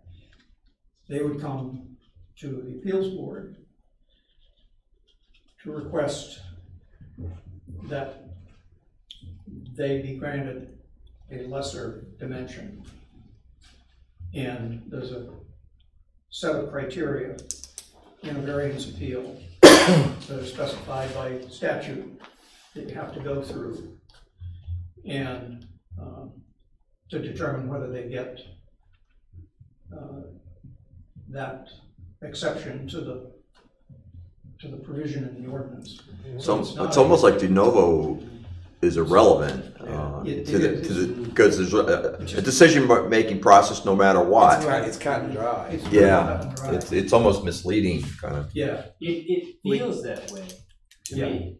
De We novo can, we would can be- again match the DEP guidelines here and just strike that sentence. Right, And that's exactly what the guidelines Yeah. say, it doesn't have that extra right. sentence. Yeah, a de novo appeal as a variance would mean they'd have to come and do the whole thing that they'd already done with you folks over again. And the only question the appeals board would even be able to address would be whether they are gonna be granted a lesser dimensional. An example isn't Shoreline, but you remember the commercial, who was it, the store? Oh, Dollar General? Dollar General wanted to come in and Yes. have a place down here, and they needed Okay. variances for 5 or 6 different dimensional requirements. Yes. In this case, it was commercial. And there was no need for them to come and present the same thing they'd already presented to you folks. They just had to come and say, look, I need a variance for this, and I need a variance for that, and that's all that was considered. And that's the way they work. So, we had a motion on the floor, right? And I'm thinking it was for just part? Was it- Yeah, it just has to do with the administrative appeals. So just the administrative appeals, which, okay. And it was seconded, then we have more discussion, and then the discussion, I think, yielded on the other part about variance appeals, So we'll probably need a second motion for the second discussion. which we could do that too. So let me just ask this before we get into a vote.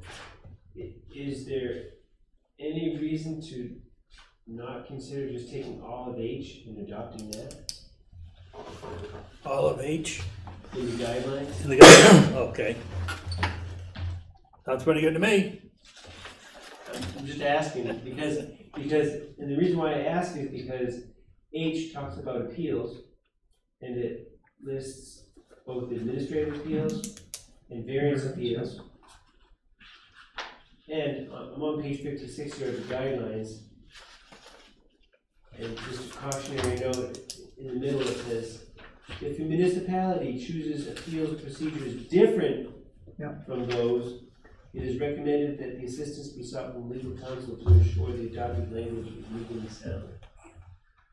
So I don't want to sound somehow like this is dire, but Yeah. is there anything wrong with just adopting all of H? I'm not sure there's a whole lot of difference from what we agreed to amend after we do that and what the DEP guidelines are. I don't think there's any hidden ghosts or anything here. Okay, I can certainly feel comfortable with that, I mean, based on the. Well, I wasn't arguing against you, I was agreeing with you, so it doesn't really matter, I think, in the end, but to just adopt the DEP guidelines, that whole section, I think would be okay. I don't think it's. Well, it certainly would make it easier for me. I would just cut and paste. You know, not that I'm trying to urge you to vote that way just because of it, but. So Peter, can you, as chairperson, can you make a motion Well, on this one? I suppose I could, but we've already had a motion on the floor, and it's been seconded, we've been talking. What was it? through the discussion phase. Okay. And I want to make sure to honor the question that Craig brought up too, because Craig did that, you had the question about de novo and stuff. Was that all answered to your satisfaction? No. I mean, I would be willing to withdraw my motion. I don't know about the second. Who seconded it? Roger seconded it.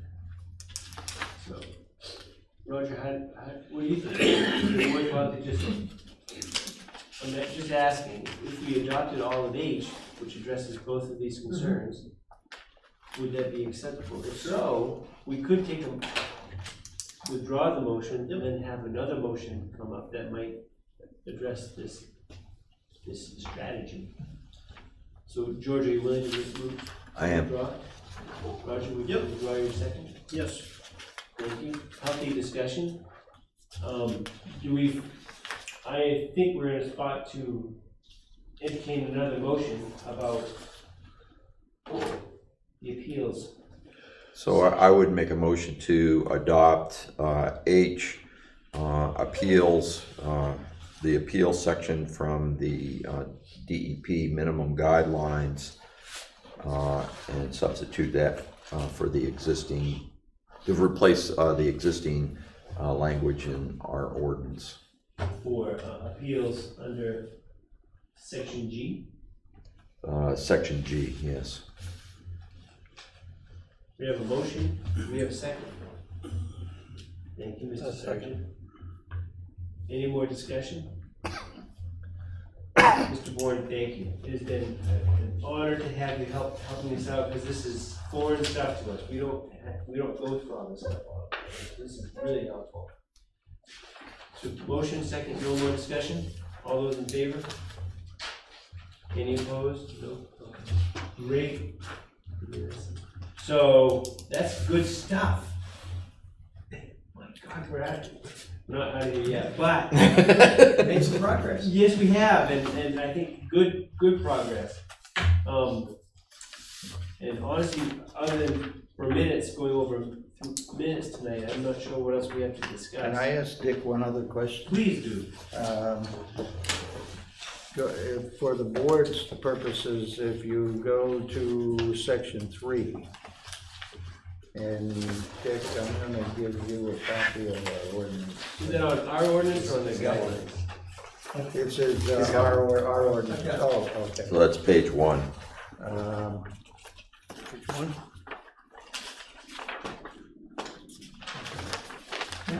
The applicability section, it's got the standard DEP language in here, and then the last part of it, I'm actually looking at our marked up version, but I think it's there. It says, and to registered critical areas within, containing, contiguous with, or adjacent to a great pond, river, freshwater wetland, or stream.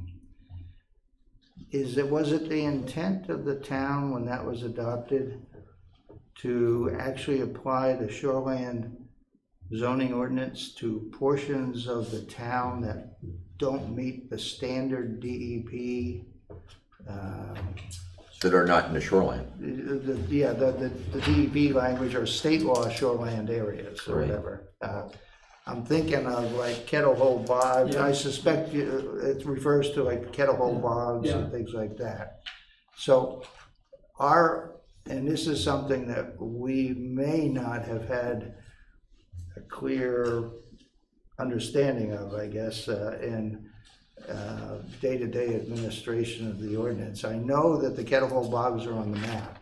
So it was the intent to cover those as part of the, quote, shoreland zone. I thought they had a different distinction on the map though than anywhere else, you know, that they weren't resource protection, they were like an advisory district or something. There's something unusual about that.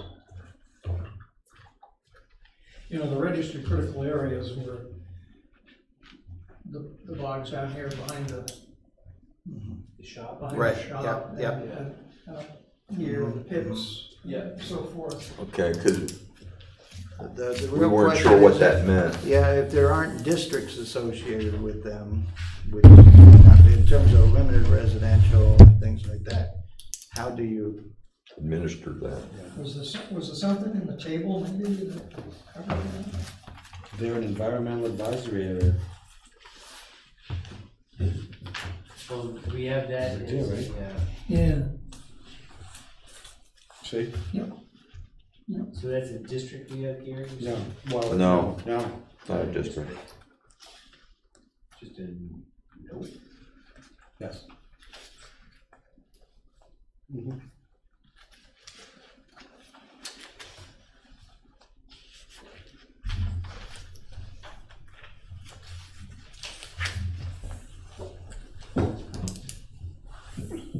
Rich, are you thinking that we want to adjust that language in our ordinance about Well, the applicability? question is, do we keep that language? If we, the first question is, does that language essentially bring those kettle hole bogs and those critical areas into the shoreline zoning ordinance with the same regulations and standards as any other shoreline zone? If they do, we want to make that clear, and we want to create a map that deals with, in terms, we can't just keep them as advisory areas if we kept and wanted to administer them. And if it's something that we're really not administering, but just pointing out these are advisory areas or whatever, maybe we don't want to keep that language in the ordinance because it really doesn't mean anything unless we're truly regulating them. Because my thinking is and I don't know the intent, but my thinking is that currently, we don't intend to regulate those areas. What we intend to do is point out that they are important things to, I'm gonna say, Sensitive areas. be sensitive to. Yeah. I suppose we're not gonna be permitting building, near them or something like that. Actually, you could. I mean, You're on setbacks from. yeah, I mean, Right, one could. that's what it comes down to. Are we gonna apply setbacks to them? All the other standards that are in the shoreline zoning ordinance. Currently, we don't, because I don't think we can, at least that's the way we've been interpreting it, rightly or wrongly. Right. In our prior decision about these revisions, we had decided that there were better ways in shoreline zoning to protect those areas. That's correct. Because it doesn't fit neatly into shoreline zoning as it's defined in state statute. We already do that in the commercial development review ordinance because we bring into the beginning with habitat maps, which those are a part of. If the town ever followed through on the comprehensive plan and adopted a comprehensive land use ordinance, that would be in my opinion, the more appropriate place to protect those kinds of natural resources than shoreline zoning, where we're a little bit trying to put a square peg through a round hole. I don't remember how that got in there.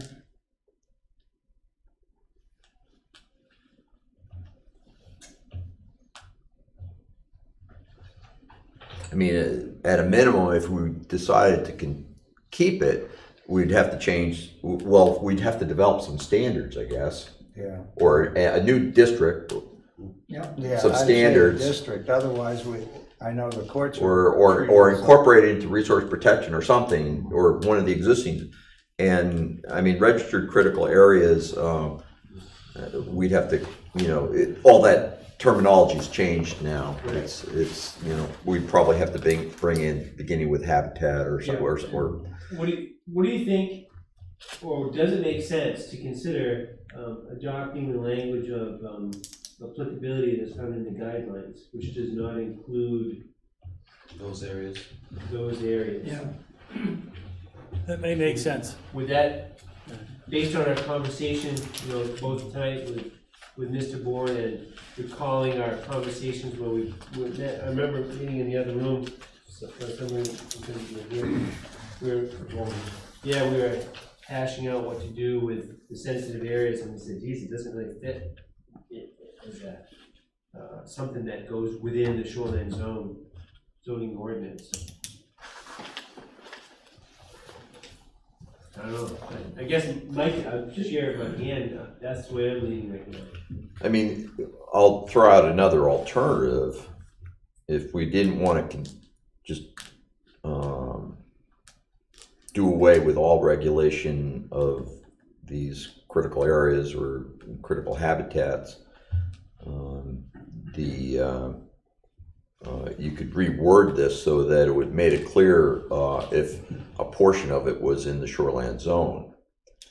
I'm thinking of, there's a wetland on Long Pond near Castle Island that is identified as critical habitat for an endangered snake species.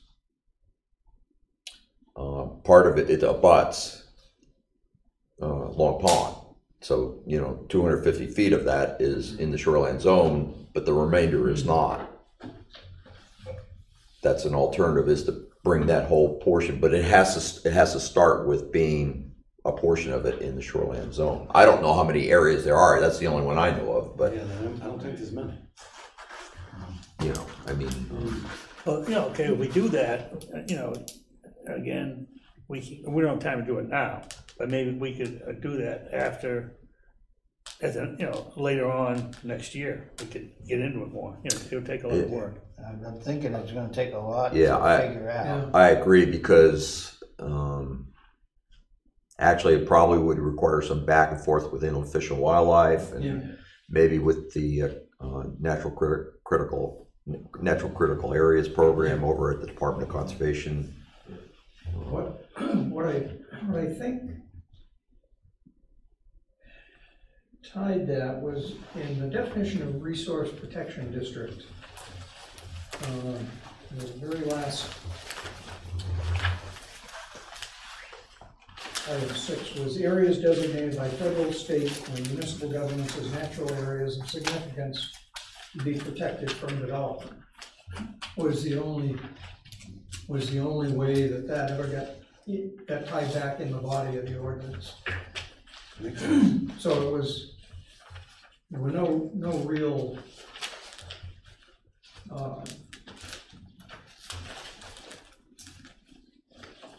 strict dimensional or any other. Do you know, do you think the intent at one point in time was to rather have it shown on the map as it is currently as an advisory area, to have those designated as resource protection? I think they may have even been designated resource protection back in some of the older maps. I wonder if that was changed in the intervening years. I kind of think so, but I don't remember our ever using the term advisory areas back then. It's kind of odd. Yeah. I'm pretty sure those were the only tie was back in the definition of what was included in resource protection, item 6. The other thing that's a little bit weird is that the shoreline zone talks about the areas within 250 or 75 feet, and then the critical areas it talks about, and it applies to the critical areas. So if the critical area is this, are we regulating the area around the critical area, or are we regulating the critical area, and what are the standards in that critical area?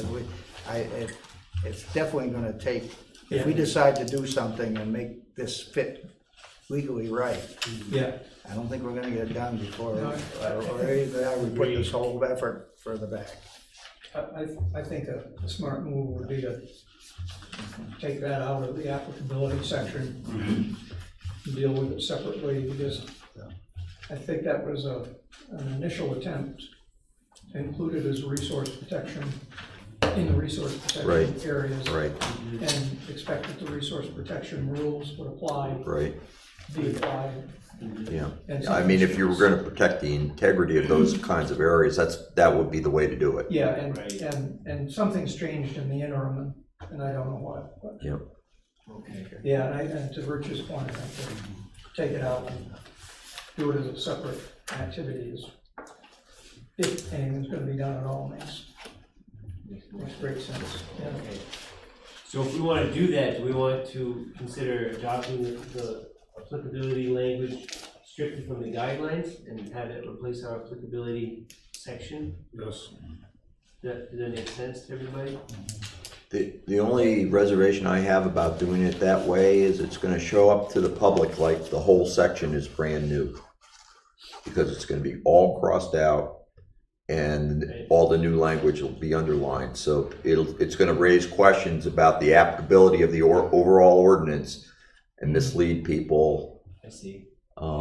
Versus if we just delete the language that has to do with the registered critical natural areas. Because it would in effect result in the same. Same result. Yeah. Same language. Same end result. But the perception would be less. Yeah. Misleading. It would be easy to explain now. Yeah. It would be easy to explain, but you know, if somebody shows up at the hearings, they hear the explanation. Yeah. Okay. So I would entertain a motion about an approach for this applicability language.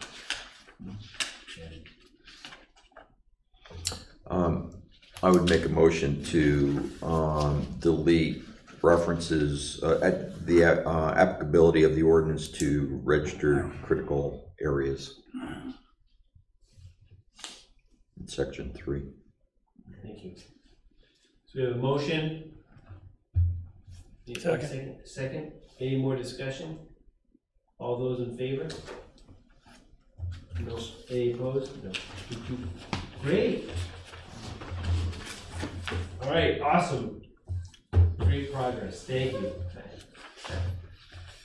I feel like we've made some, it may not seem like as much to anybody else, it seems big to me though. Got these things behind it. That's good. I agree with you. What's that? I agree with you. We made a lot of progress. I assume that the next 2 meetings from now, we'll be back on shoreline zoning, correct? Yes. We still have some other issues we need to discuss, but I know no one after the last meeting wants to be here too long, but can I just point out one thing to think about before we meet again? Yep. Look at, for those people who have a copy of the DEP guidelines, page 55, it's under the, let's see, section 16, administration. On page 55, it's paragraph E. Page numbering's off. Special exceptions. This is not in our ordinance right now. It was put into the DEP guidelines before I left about, it was probably put in, I don't know when, but certainly more than 10 years ago. And it's not in our ordinance. It was put in the guidelines. We were told to put it in by the Attorney General's office because there was concern of takings and towns being defending the what it is. The whole section deals with resource protection districts. And this section allows a town to issue a permit for a single family home in a resource protection district if they meet all the criteria. The Attorney General was saying the way the DEP had the guidelines written before this was put in, towns could be subject to takings claims if they were simply told, you own resource protection land, you can't do anything with it for the most part. We need to consider whether we want to add that provision in there or not. And I think that's something we'll want to discuss next meeting. Okay. Okay, so quickly, the Model Act is saying that someone who is in that situation can have a recourse of being able to build within resource protection. Say a guy had a lot Is that right? that this does. It gives Yeah. a person ability to build. It doesn't say you absolutely can build, but you Yeah. gotta meet the Go criteria. through a process, sure. Yeah. Right. But there's more opportunity for Right. a building activity to occur if they meet all the. Right, yeah, and it addresses the taking of property, you know, right. You know, one Because of thing, change in the definition of where the land is, from limited residential to resource protection, for example. That's what's really going on here, isn't it? That applies Because the to- map wasn't the map changed, you know, a while back, saying someone who might thought, you know, they weren't limited residential and shoreline zoning, all of a sudden, oh, the map was done and, they're in resource protection now. That's what happened. And that's why this whole thing came up years ago. Okay, And property owners were saying, hey, you know, you're taking my property rights. gotcha. That's what's behind this whole thing. That's why. I would just point out, it also, one of the criteria is if a structure is to be located in an area of less than 20% slope. So it may be helpful in the scenario that a landowner came to us about with regard to him having flat ground in a 20% slope district. So there may be other advantages and disadvantages to it, but I just kind of latched onto that, glancing at it. Good point. So I think it's really good for us to consider that we should make special note to talk about this. And that could be, not promising, but that could be the last thing. It's getting close to it. Well, that, I mean, then the rubber has to meet the road in terms of approving the actual pen to paper. Right. There will be some work to that. Okay. I mean, there shouldn't be any surprises. I mean, Right. obviously a lot of language we've already adopted. It's just a question of how much, revisiting we do. So we'll have some good discussion on this particular topic in 2 meetings from now, right? We'll get back to this. We should cover the minutes. Yep. And go over any updates and then end. So we're not here till 12. We're not spending a lot of money. We love you, Nick, but gotta watch the pennies. All right. So are we okay to move to minutes then? To review the minutes? Yeah? Okay. Dick, you don't have to stay for this, do you? It gets ugly. Let us review the meeting minutes from the April 5th, thank you. Go through those.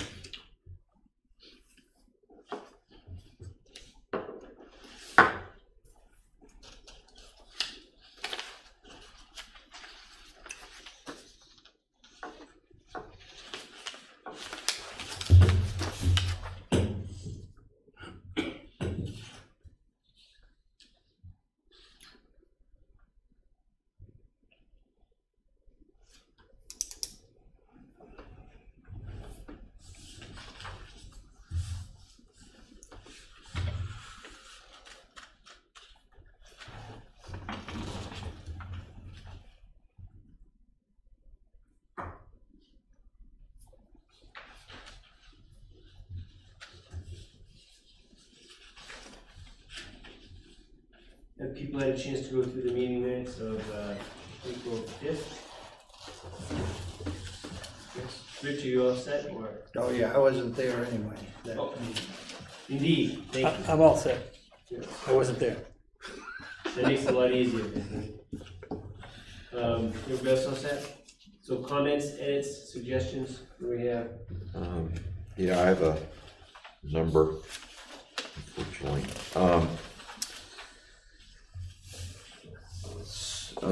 Starting with the minor, present board members, add an S to the end. Present other, add Andy Dunbar's name to the end.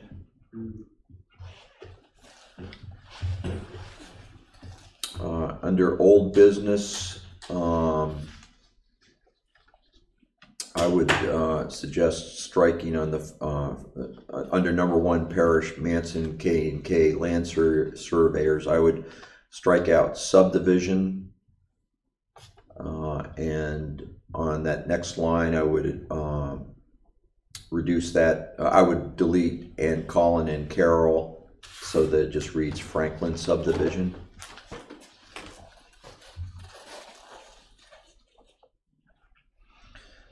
In the first paragraph under number 1, third line that starts with ask what they, towards the end of the line, it starts with Bob Martin. I would identify who he is. Dick, thank you very much. Thank you very, very much. Have a great night. Scared him off. I would identify who he is, so I would have Bob Martin, comma, attorney for the applicant, comma. Is it Martin or Marden? Marden, that's right, it's Marden, as in Martin Dubord.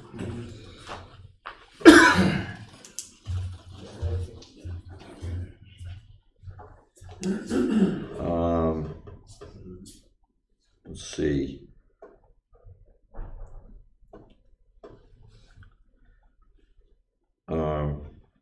Excuse me, 1, 2, George. 3, 4 lines from the bottom of that same paragraph.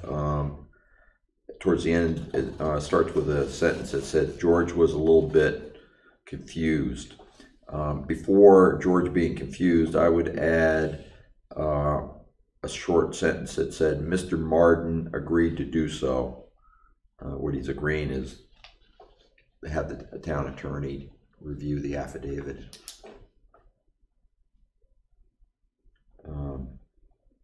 I don't know how you want to do this, Peter, if you want me to go all the way through the entire minutes with my comments or let others chime in for that, for number 1. Yeah, are there any other edits for item 1? Yes? Well, the only thing was that where Bob Martin was there, you may want to up above where present others, he needs to be included in with the other people, Oh, all right? yeah, good point. good catch. Thank you. Very seldom I make comments. Sorry about that, Nick. Craig or Yeah, no, Roger, that's important. any other comments on no, 1? So this, do you have anything else? Not on that one, I have for the rest of the, I had a question for you on number 1 though, if you don't mind. sure. So, my question for you is right after here, it says George was a little bit confused on how to proceed. We kind of had a lengthy discussion about what was going to happen. I don't know if we have to go into any detail about that in the minutes necessarily. I don't know how the other board members feel. I just wanted to ask. Yeah, I'm the outsider here, I wasn't there, you may just want to say that, there was a lengthy discussion pursued, there was a lengthy discussion about this or something like that, and make it short that way. Okay. Yeah. Thanks, that's a great idea. Yeah, that's a good one. Can we follow what he said? So there was a lengthy discussion about how to proceed, we reached an agreement. Well, we reached consensus and we agreed to proceed. I think I better take this. Okay. Thank you very much. The shredding machine. So, under number 2, Shane and Rosemary Shabu, under the first paragraph, the body there, first line, the board discussed their findings from the site visit. I would add conducted by Peter Rushton and George, just for the record, period. And then third line down, halfway over, George pointed out that there was no permit from DEP. I don't think I made that comment. I think maybe you did, Peter, but I'm not positive. Somebody other than I made that comment. Yeah, I think I did. No, yeah. And that's all I had for number 2. I have, as before, I have more to Anybody come. else have anything on number 2? No? Let's go to number 3.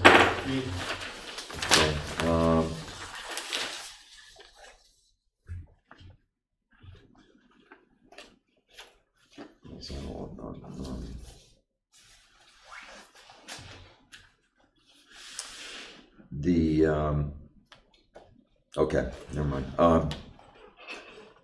So under number 3, to the body of that, the first line, where it said Mr. Sandusky made to his, I would say, add site sketch.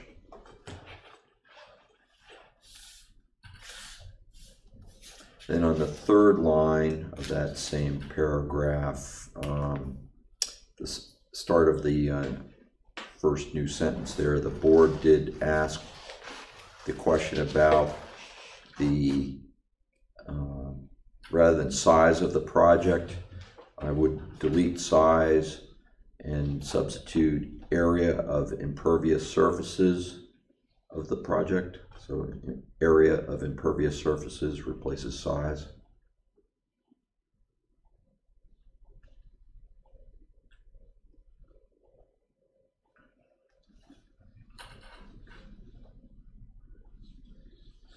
And the 7th line down, that starts with that he would get that to the board.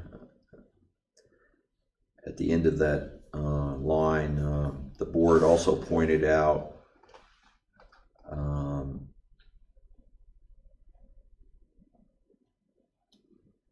let's see.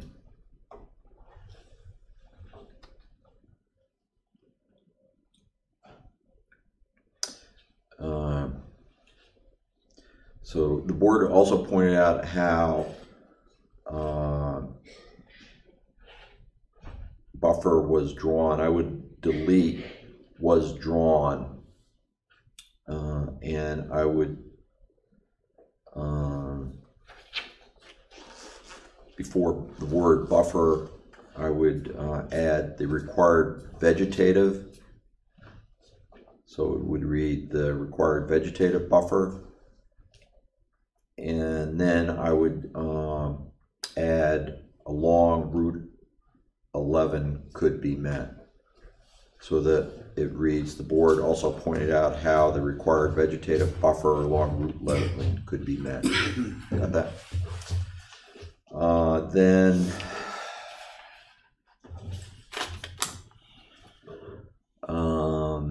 let's see.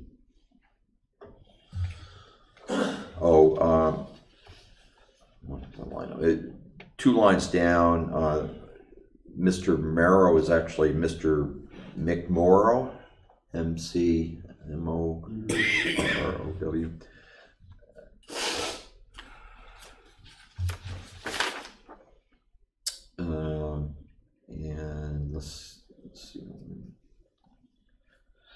3 more lines down, to get a legal opinion on the matter, just to make sure. And Mr. McMorrow said that it would add word not, would not hurt, rather than it would hurt. I had the same question for and that's all I had for that. anybody else on number For 3. Yeah.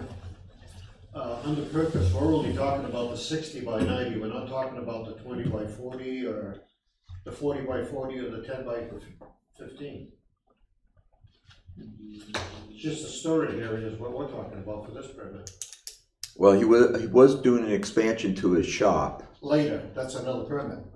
No, it was all on the same plan. Yeah, it was on the same plan. It was on the same site plan.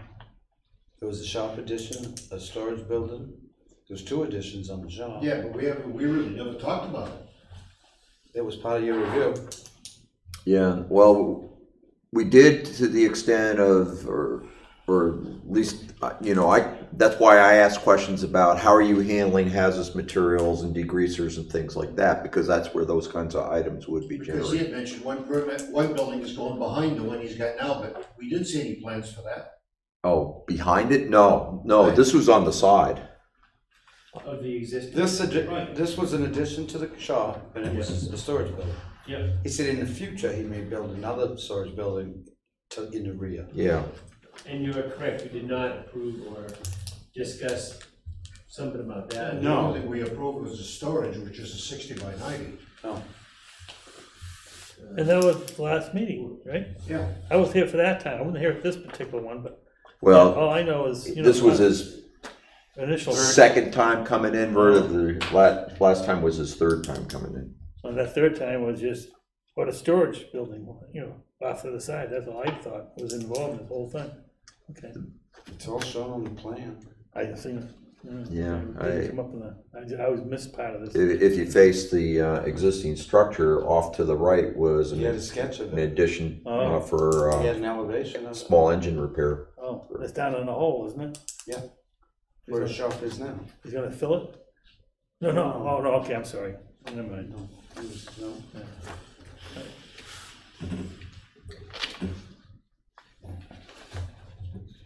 So are we all okay with this one? Because we did talk about the entire. The plan listed these items that are here, I believe. So Roger, does that make sense? Yeah, they listed it, but I don't really remember looking at the plans for where it's gonna be, or even the addition for his office or stuff like that. The only plan that I can remember is the storage area, up on top of the hill. Yeah, there was a lot of focus. Yeah, I mean, clearly, that's where a lot of the discussion was about, because that I'm in a meeting right now. Those are was, the buffers and stuff.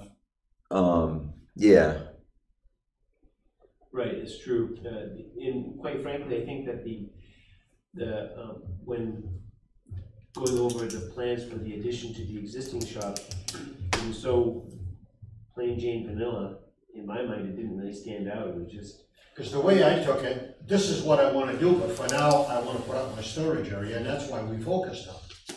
We never talked about the rest of it, or asked for plans for any of the rest of it, because he had said he wanted to come in at a later time. So to me, I understood it, I'll come in later for a permit for the rest of it. But for now, I want my storage area. And I think that's why, that's why George addressed, what he used for solvents and right, oil storage and stuff. it's true. Yeah. And we also talked about the Now, furnace. granted, there was a lot of focus on the storage building, but Right. yeah. Well, that was and shown on his plan. for a number of reasons that we've already discussed, plus that's what the abutters were focused on. So it may not stand out, but very much at all. But Well, I'm thinking, because the abutter was here, he was complaining about the storage area and what it was gonna look like and stuff like that. Because we didn't talk about the rest of it either. If he starts building that other 40 by 40 and, we may get backlash on this. Because I took it, we only said okay to one building.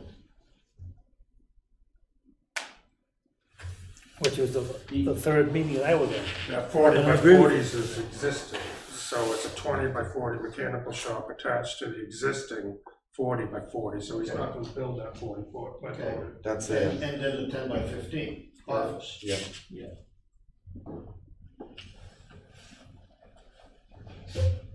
so I guess for me, I'm thinking that what we're seeing listed here for the purpose was what we reviewed, even though over the course of time, much of the focus tended to drift towards that other spot. Mhm.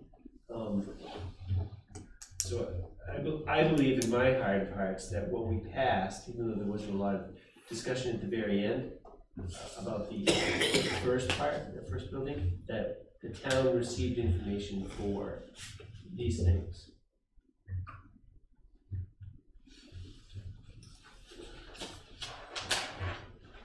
So, are we okay to move along? Yep. Number 4, Brightside Marina, I would just, use the format that's was used above, like in number 3, with applicant, owner, business name, etc. And I would just add to that Andy Dunbar's name there, since he was the representative.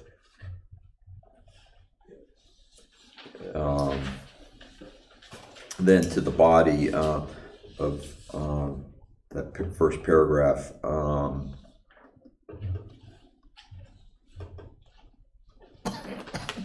the second line,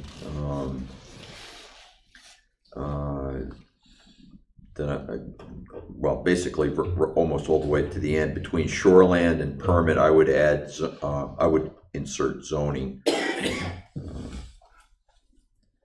So it's clear what ordinance we're talking about. And then the next line down,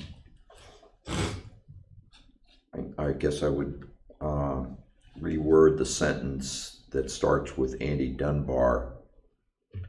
I would substitute for did up with provided. And again, I would insert zoning after the word shoreland, and the word application after permit. So that would read, Andy Dunbar provided a shoreland zoning permit application for the board.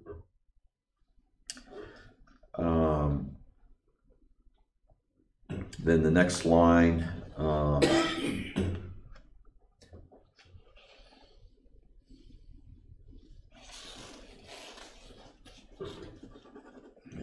that's not important.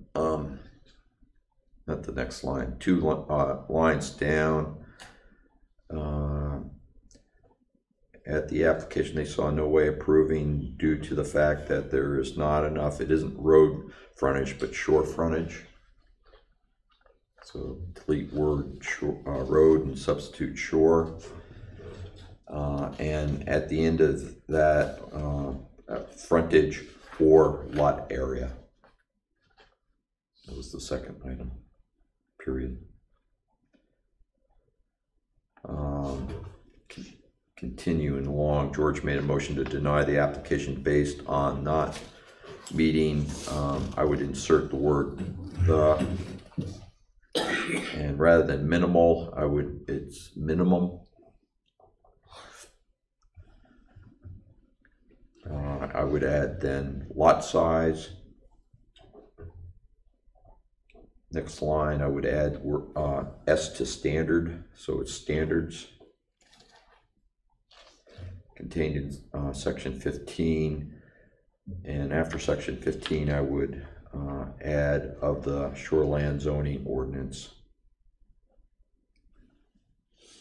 So that those 2 lines would read, George made a motion to deny the application based on not meeting the minimum lot size standards contained in section 15 of the shoreland zoning ordinance for commercial use in a residential dwelling unit.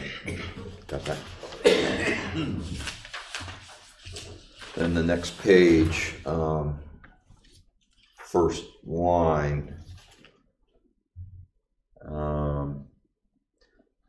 second the motion, I would put a period there. I would suggest putting a period there, and I would add, start the next line, start a new sentence with the board voted on the motion, semicolon. So the board voted on the motion, semicolon, 3 for, 1 against.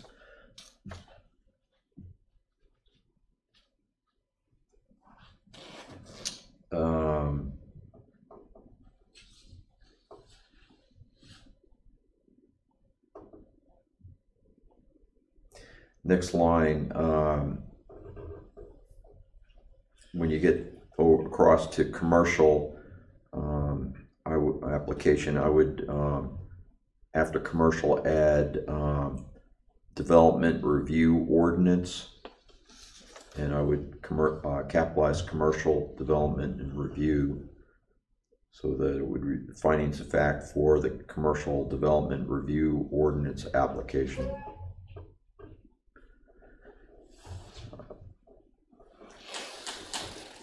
Next line, at the very far right, I would delete on that line and go following through to the next line. I would delete the words that it did meet the entire requirement, and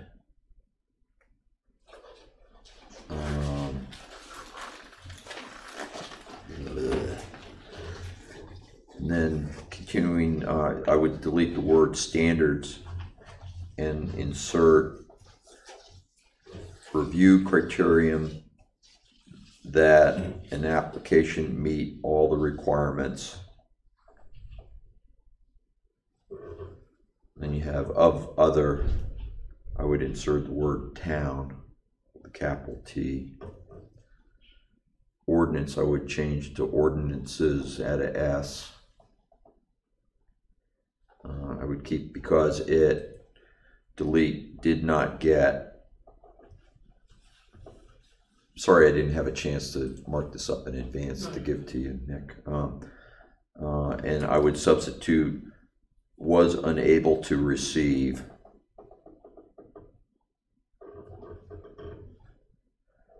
What I'll do is I'll go back and I'll reread the whole thing, okay, once I got the whole sentence together. I'm kind of trying to walk you through it. Then on the next line, after shoreland, I would add the word zoning and delete the word application, so it reads shoreland zoning approval. So I'll go back to the beginning of that sentence. Once they went through the findings of fact, it should read like this. Once they went through the findings of fact, they found shoreland, get myself confused here. Once they went through the findings of fact, they found that it did not meet the review criterion, that an application meet all the requirements of other town ordinances because it was unable to receive shoreland zoning approval. If you want, Nick, if this is, I can just give this to you. And, yeah, if that helps at all, if the others agree. Then the rest at the very end of that same sentence, George made a motion to approve the findings of fact, scratch out which, and add the word and, so that it reads approve findings of fact and deny the application. That's all I got. By that paragraph. Anybody else on that paragraph? How about moving on to the business? Anything else? A new business? Yep. Under number 1J, Rutherford, I would eliminate the phone number. And then in the first paragraph there, in the one and only paragraph, yeah, the first paragraph, well, actually, maybe it's the second paragraph. Anyway, it starts with the discussion started off with Andy Dunbar. I would put the applicant's representative after that, with a comma before and a comma after.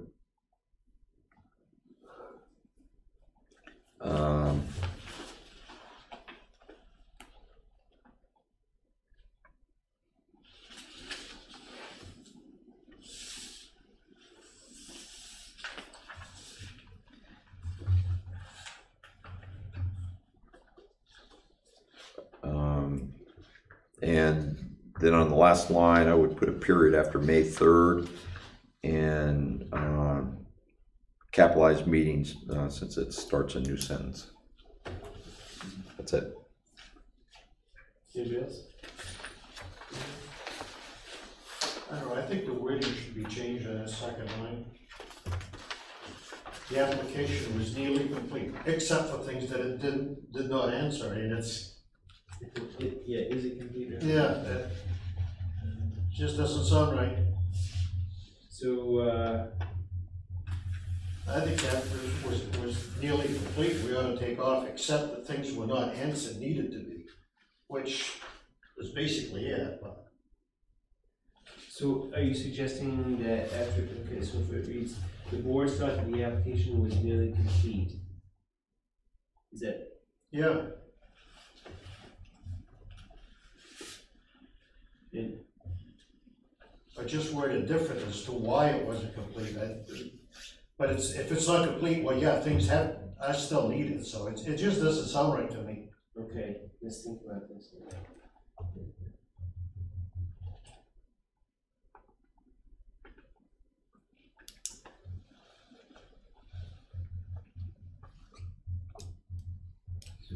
I think if we just leave, the board thought that the application wasn't complete, and then Andy said that he would take it back and make the corrections. Okay, we're getting close. So let me suggest this, the board thought the application was nearly complete.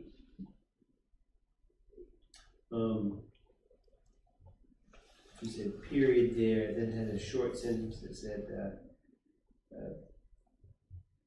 during the review, the board identified things that identified items where more information was needed, Yeah, that sounds better. like that? Okay, so if we said the board thought that the application was nearly complete, period. What did I say? Just say that during the review process, the board identified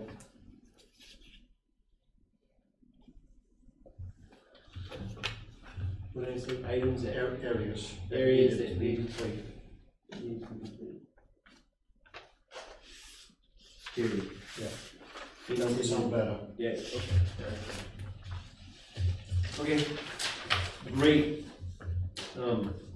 Some very complicated things in there, thank you very much. There's a lot going on. In particular, the Brightside Marina commercial application, I think it's very important for us to pay particular note to details that were pointed out. It is very important to do so. So thank you, George, thank you for the edits that you provided. So we have edited meeting minutes. I'll entertain a motion on this. Motion to accept the minutes of April 5th as amended. And seconded. April 2nd. Any more discussion? Thanks to all those in favor. And we move forward. Okay, great, thank you. Peter, Yeah. I don't know if you want to talk about this now, since the minutes regarding Brightside Marina are here or not, but we should probably talk a little bit, maybe at the very end. Well, let me just say, we need to provide the Board of Appeals with our record on Brightside Marina's shoreline zoning denial. Because I assume it's. We did, didn't we? Yeah, they have access, they haven't picked it up yet, but they have access to all that stuff. Oh, okay, so, We put it I in was the just- mailbox. okay, because, they need not denial findings of fact Right. form that we completed, Right. minutes, Yeah, it's which all we in- only are approving now. It's all in They're there. holding the meeting next Thursday to discuss it, and I'm gonna make sure they have like a packet with all the Okay, planning board stuff with it. okay, so, All the minutes from, I think they came twice. do they look at the recording of the meeting? I mean, if they want it, I can provide that, but I don't Okay. have, I don't. Yeah, no, that's right, yeah. Right. So what's the appeal happening? What's going on? So we denied the application, Right. and so it will probably be appealed. It is- Probably? It is being. Is being It is appealed. being appealed. When's the meeting? Well, the meeting next Thursday Discussing it is Thursday. discuss it, and then they'll schedule a meeting. Right, exactly. Yeah. Something like that. So the appeals board's having a meeting when? Thursday, This Thursday? yeah, next Thursday. Oh, next Thursday, to do what? So they're gonna take, well, there's a few things on the agenda, but one of the things is the Brightside appeal. So it's gonna start No. next Thursday? No, it's not the actual meeting, that's just the meeting to discuss when to have the public hearing and stuff. Public I think hearing. they have to accept it or something like that. I don't know, I've been on appeals board before, I didn't know all this formalities going on. Okay, what's going on? We have an appeals board, Next Thursday, they're gonna discuss the application. then what, make a ruling? Schedule a meeting. Like a public hearing. Not how It's just a discussion for the appeals board itself. They can hand them out their packet and say, this will be coming before us, we need to pick a meeting date. To schedule it, To have the hearing, to Yes, schedule the appeal. yes. yeah, which is a hearing, Yes. okay. When I was doing it, we just had the hearing, that's it, right. So this is a two-stage process, it sounds to me. I don't know. That If sounds that's what like- they always do. Huh? I don't know if that's what they always do. No, they don't always do it that way.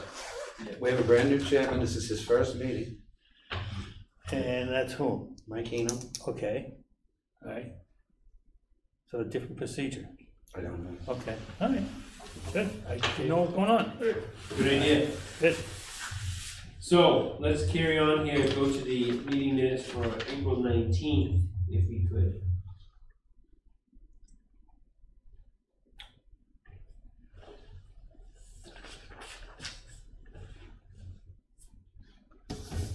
They're lined up from the top, it's a meeting, not a meeting. Oh, yeah. The minutes.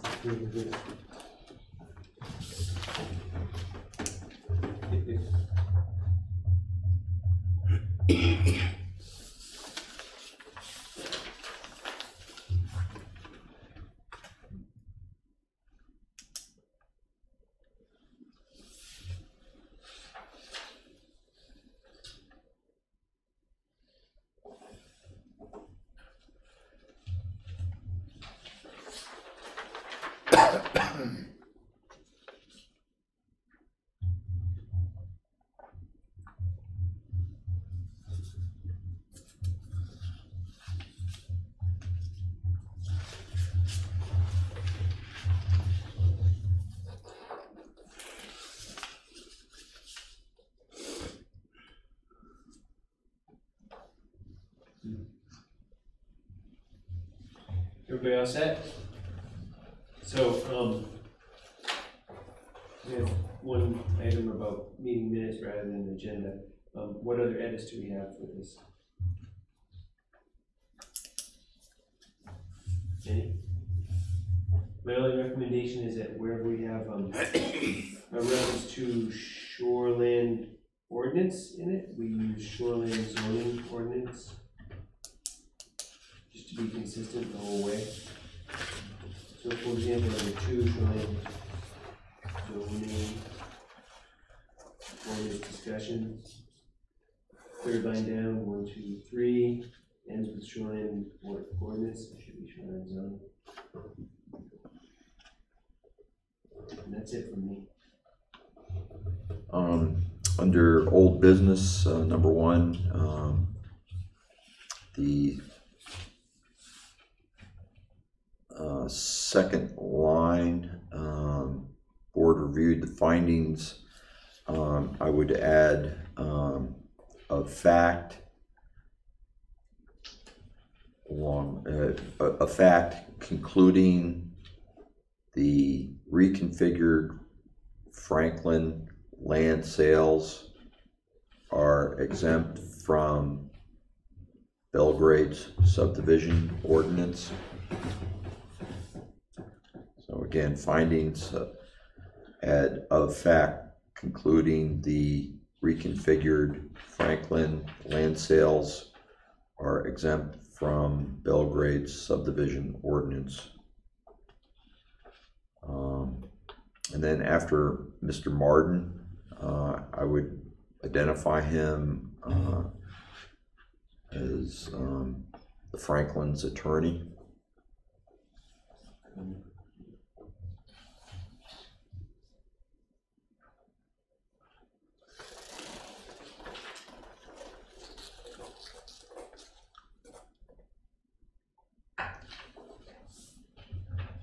I would add at the end of that sentence, Bob Martin put together prior to the meeting.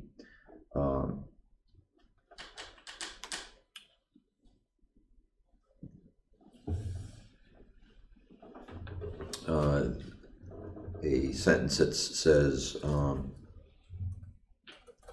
the findings of fact were reviewed and approved by the town's attorney.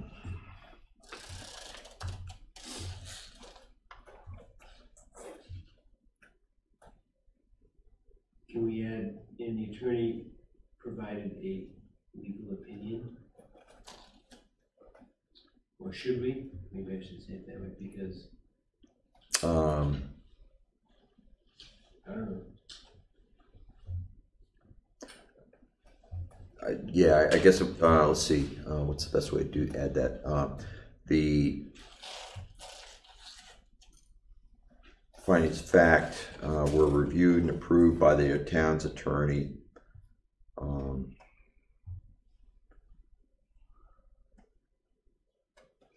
And a memo to that effect was provided to the board. That was an important part. That's a good point.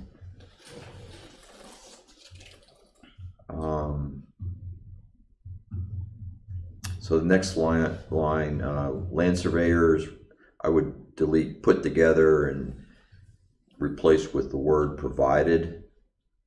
So provided an updated map.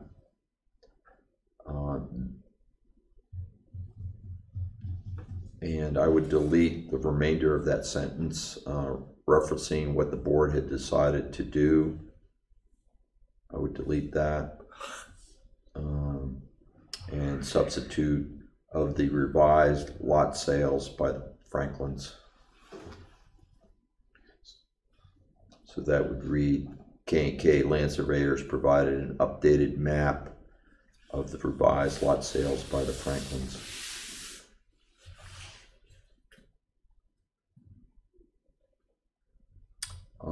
On the second to last line, almost at the end, I copied to be, it should be provided rather than proved.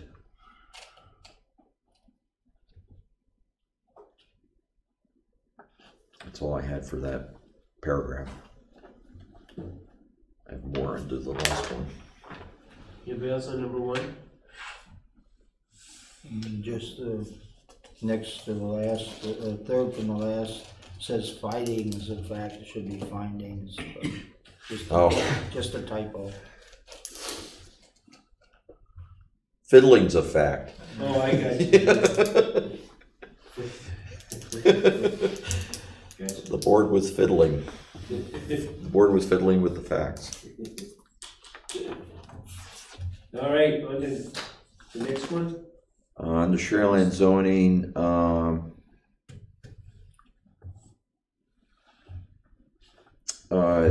and Rich, correct me if I have this wrong, but I would add something to point that you made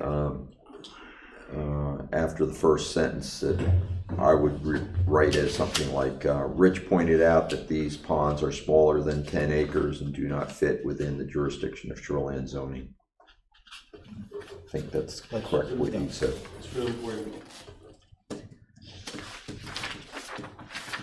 And that's all I have.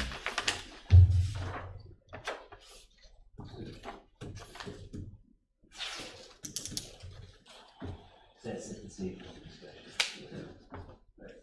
Any other comments? On the shoreline, the second paragraph, are we doing legal or illegal setbacks? So wait, so. Only when we're fiddling, Roger. So, Okay. you wanna say the, Actually, we are talking about the illegal setback in that particular thing, where it's that waiver. Right. Setbacks down the lakes that we were talking about, which was been told that it's illegal to put in the ordinance. But we could just say the setback waiver in the village district or whatever, the commercial district was the next topic. so just strike the word illegal. Mm-hmm. Yeah, I can live with that. You can? Sounds better. Yeah. Okay, so have some edits. Anything more for this one? The only thing, and it does with all of these things, I assume, Nick, you're using a template when you do these or something, the old business. It's a business, and all of the things are BUIS, and I think business is BSI or something, right? Yeah, Right. yeah. BSI, yeah. Bus and minutes. So I don't know if that's like I said, a Oh, yeah, template that's in that's there. in all of them. Yeah, So your template must have an error there. Stop fiddling with it. I know. Yeah. Okay, any other edits? There's several on this one, so if not, I entertain a motion for these amended. I'll make a motion to approve the minutes as amended. Second. And second, any more discussion? All those in favor? No opposed. Next, for the minutes for meeting of May 3rd.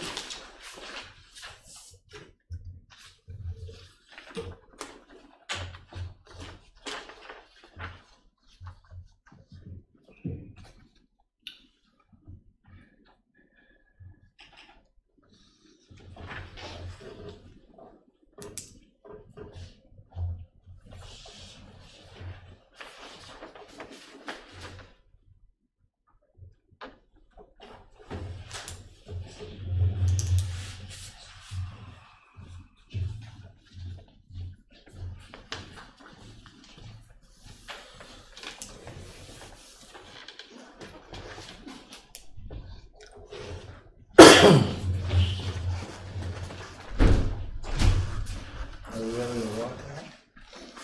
I think we're having a walkout. It's an old man's break.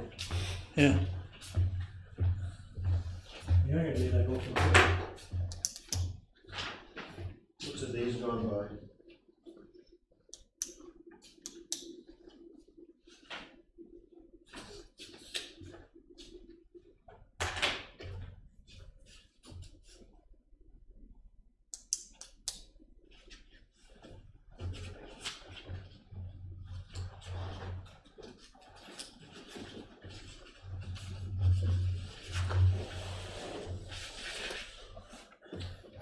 We're for the records, we took a pause for the cause.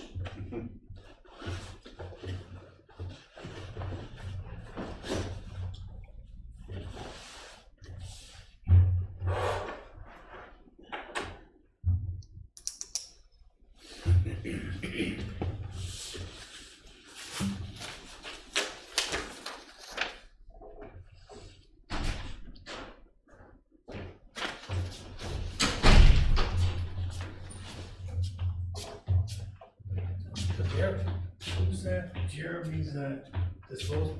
Ever been? Who? Jeremy's disposal?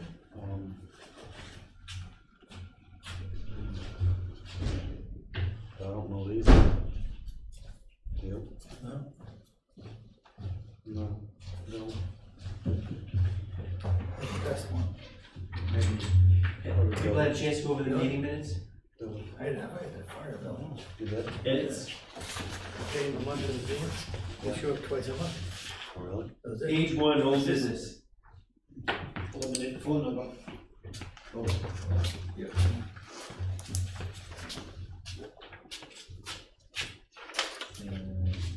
Just a minor thing up on present other. Al I tried for a year Hodgson's, and a half to do it 4 times.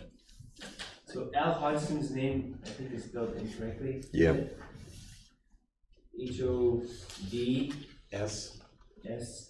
D. Mm-hmm. Thank you. Did you get that? Thanks. So sorry, go ahead. So, under old business. Number 1. Anybody? Nope. Yeah. Sure. I don't have anything until the second to last line. I would add an S to finding fact, findings of fact. Put a period after fact, and I would delete and then delete that and just have the rest be a new sentence. Okay. Anybody else on number 1?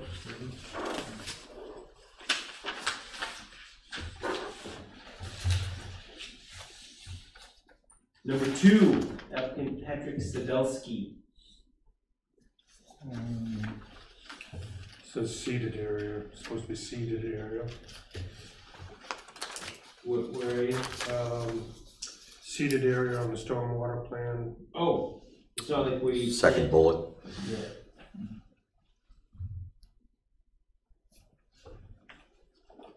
Also, further on there, the word berm is, I think it's B-E-R-M instead of B-U-R-M. Yeah, it shows up in 2 places there in that line.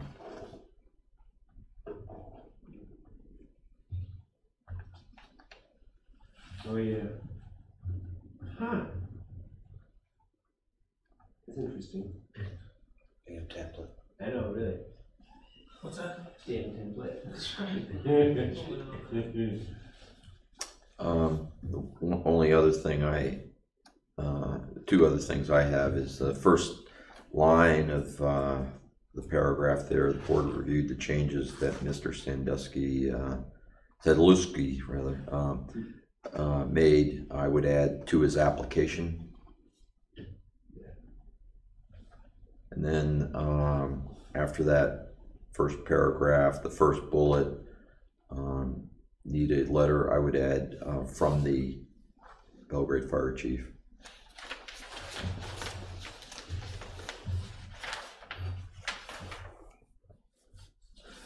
Anything else on old business number 2? No? Moving on. New business number 1. Ms. Francoeur and Mr. Nutt.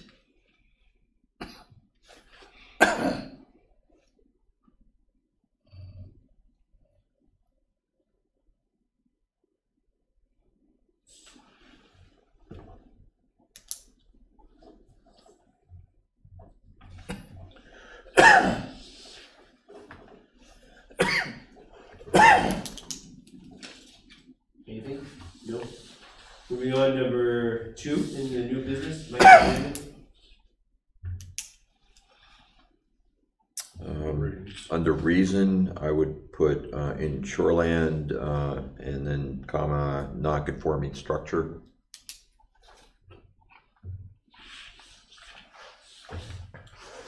Is that the correct way to spell raise? Just above that.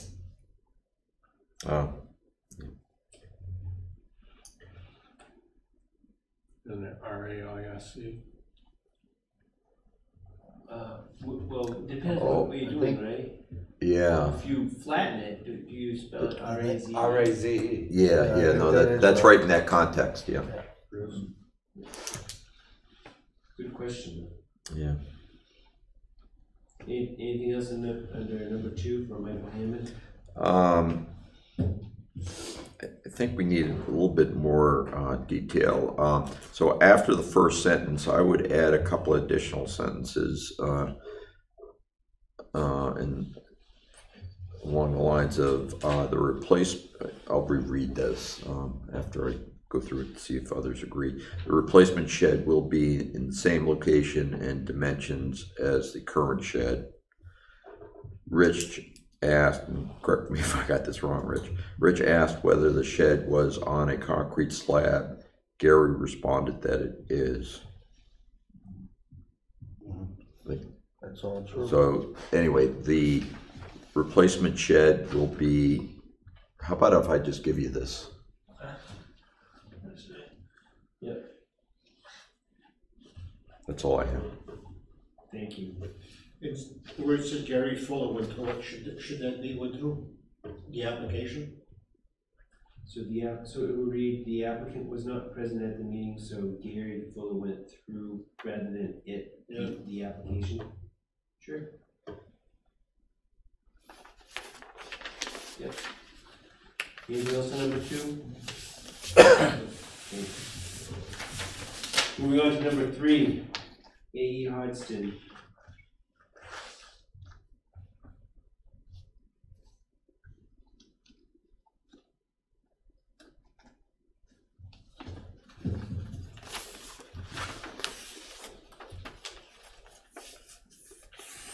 Anything?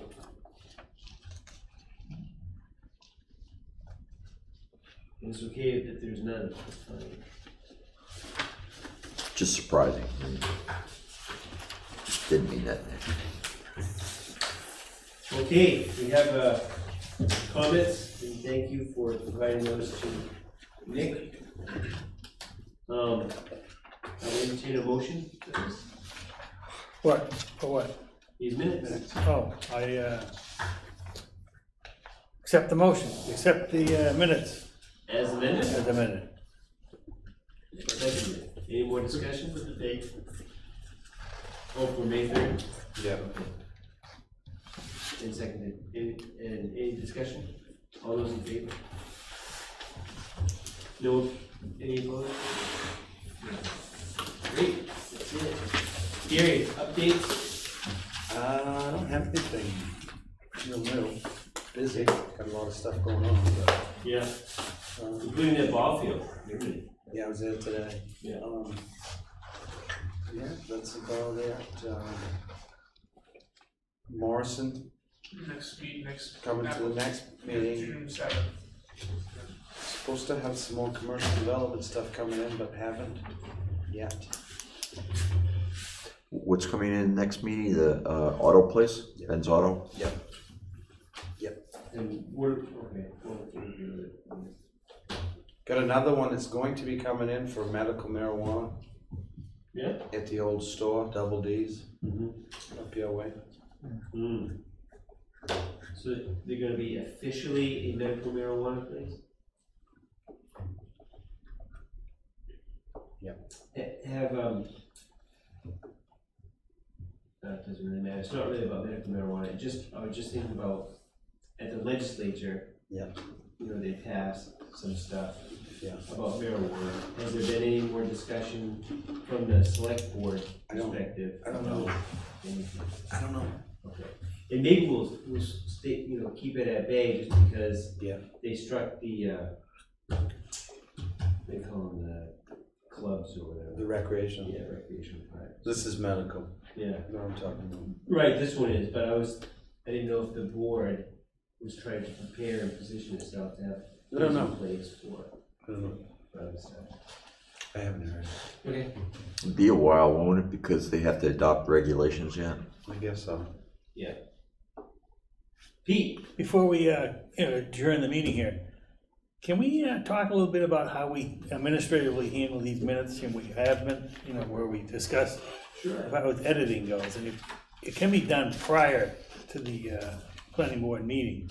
And, down at Bureau of Insurance and other businesses, that, you can do it via email now, and, the technology's out there. Any way we could, talk to town manager, all about technology, we could, somehow set it up so we get the minutes before, and then the meeting, and we can do the edits, send them in, and then send it back and forth among ourselves and kind of do a lot of it. And so when we get to the meeting, we've got, minutes have been edited quite a bit, and it'll save a lot of time, and so any way we can do that or talk about it with the town manager? Yeah, I'm not opposed to talking about with the town manager. I guess the one thing I would suggest is that not all of us have the same amount of time to do those things. I, for one, do not. Right. I'm not sure Craig has the ability while he's pounding nails and working on homes, if he has the ability to do it. Yeah. So it could be good for some, but not good for others, that's all I'm saying. There's Well, yeah, that's a good point, and I'm just thinking that, it's tough on us, sitting here going through it too, at night, so, I don't know. If we were gonna do it that way, do some kind of electronic revisions, and then, at the meeting, we would, I guess, approve or not approve them as revised with, all the cumulative revision. I mean, I think it's unfair for everybody to be sending stuff to Nick that might be in conflict with one another. There's also a legal issue with that. we can't be having discussions by email legally because it's outside the public purview. Yeah, good point. It's illegal. Couldn't be more clear. Yeah. The way to do that, though, I think, maybe a way around that would be if there was like a centralized document that everybody had access to and had the ability to make edits to. I don't know the technology that would allow that, but it's sort of the way you revise documents in state agencies, you know, reports and things like that. Right. But whether we have that capability, I don't know. But emailing stuff we can't do that. That would be clearly Good illegal. point. So I guess it would be fair to honor your question, Pete, is to find out if we have any way to accommodate an alternate way, as you suggested, rather than transmitting the document, to have it in a spot where people could then edit. You know, I think it's time consuming, like Pete says, but to me, it's better off talking it amongst ourselves than trying to do it in email. It'd be hard. I think it would take more time. I was wondering how the, your big cities, they have planning boards, like Waterville, Augusta. They're doing the same thing we're doing. How they do it, Good question, I do not know. you know? Maybe, you know, we can put that question to, you know, town manager or select people and ask them, you know, how do the bigger municipalities do it? Yeah. Because, you know, the other committees around here are taking minutes too. Yeah. You know, so Yeah, good point. there has to be a way. If we can get more efficient with our collective time that's spent on any of those things, it's a good process improvement thing, so. Good. We'll find out if there are any other alternatives out there. And when you do, is go to a big town and see how they do it. Yeah. Sit to a meeting. True, and I for one don't have that time, but, you know, I just don't have it. Impossible. It's a good thought, Roger. Yeah. Gary, when you worked for Augusta, you didn't have to go to the planning board meetings, did you? I avoid them like the plague. Yeah, I would think you would. It Because I mean, I don't only know what you read in the paper, but Yeah. it No, we have sounded we have kind a of city contentious. planner, we have a deputy city planner. They didn't need me there. Yeah. They're all paid position, they probably sit in the afternoon and discuss that anyway. The planner is, yeah. Yeah. So any other updates from anybody? No, I don't think so. Food for thought, I think for us, talking about, when Mr. Damon was here last time, thinking about, rather than spending lots of time here until, you know, the wee hours of the morning at times, if there's a way to streamline our efforts. So I just want to let you know, I was thinking, one of the things I would like to suggest is that if we come up with a plan to not overpack any agenda, any single agenda.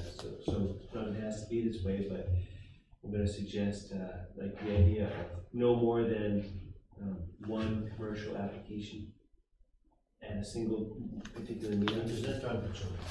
You know what I'm saying? And I don't have an issue with that, it's just that when you're only discussing these things once a month meeting, you may be putting an application off for 60 days. Yeah, I know. Yeah. And I don't know if the ordinance even allows you to do that, once you collect an application. And perhaps once we get through the shoreline zoning ordinance, I'm gonna say it, then I'm gonna probably have to retract it, but say we get through the shoreline zoning ordinance revisions and then get back to business full time. Just for the summer Yeah, would be a huge help. yeah, it would be. Yeah, I think Gary's right, because there's a time frame Yeah. for determining its completeness, and then there's, you know, a Yeah. time frame for taking action on the complete application. I don't remember off the top of my head what they are, but Something says 15 days on the completeness, I don't know for sure. Okay, But all right. I mean, unless the applicant agrees to it, but if I were them, why would I agree to that? It's money out of pocket when you can't have your business going. Potentially. So, Anyway, that's all I had. Anybody else? Just a comment relating to shoreline zoning. I asked Colin Clark, the doctor who was here last meeting at the end. Yeah. Asked about whether we anticipated keeping the special expansion allowance. Give the one that allows people to build an extra 500 square feet if they plant a buffer in front of their camp. Can't do that anymore. They took it out. They took it out and they consider it gone, so we don't have to discuss that, we just need to take it out. So if we don't take it out, we would be less stringent than the state minimum guidelines. I can only think of one time we used that. And we didn't. I don't think, since I've been around, we haven't. No, it was before you were around, but we did once. Oh, you did one? One, just one that I can recall. Okay. Yeah. Wow. Well, thank you for following up with Colin down there. Yeah. Appreciate that. You going to the shoreline training? Me? Yeah. Who else is going? I am. Oh, Because it's intended for CEOs, right? So, hope you learned something good, Pete, when you go down to that. I didn't quite, that's only intended for, code enforcement officers? No, you can go. You just Yeah, have, you just have to pay. Right, Yeah, it's gonna be geared for Geared CEOs, to- but anybody can attend. Right, it's geared. right. And I've been to them before, Yeah, I and, know. and there are, planning board members in there. The town will pay for you to go. Oh, yeah. So it's not just, CEO, let me tell you. Oh, yeah. So don't let that scare you. No, it's the deal that it's an all-day deal, so it's kids. Well, you know what you do, that's a good point. But you skip the afternoon. It's only a field day, the field trip, as they say. It's all day and it's my day off, and I'm No, still you going. just leave it, just before lunch, you go wherever, what you wanna do. I don't need the credit, I try to go to all of them, Yeah. just so I don't fall behind on the credits, but. Well, with that, I think it's time. 10:10, This time. wrap it up. Thanks, everybody. Go. You all set there? Enjoy that.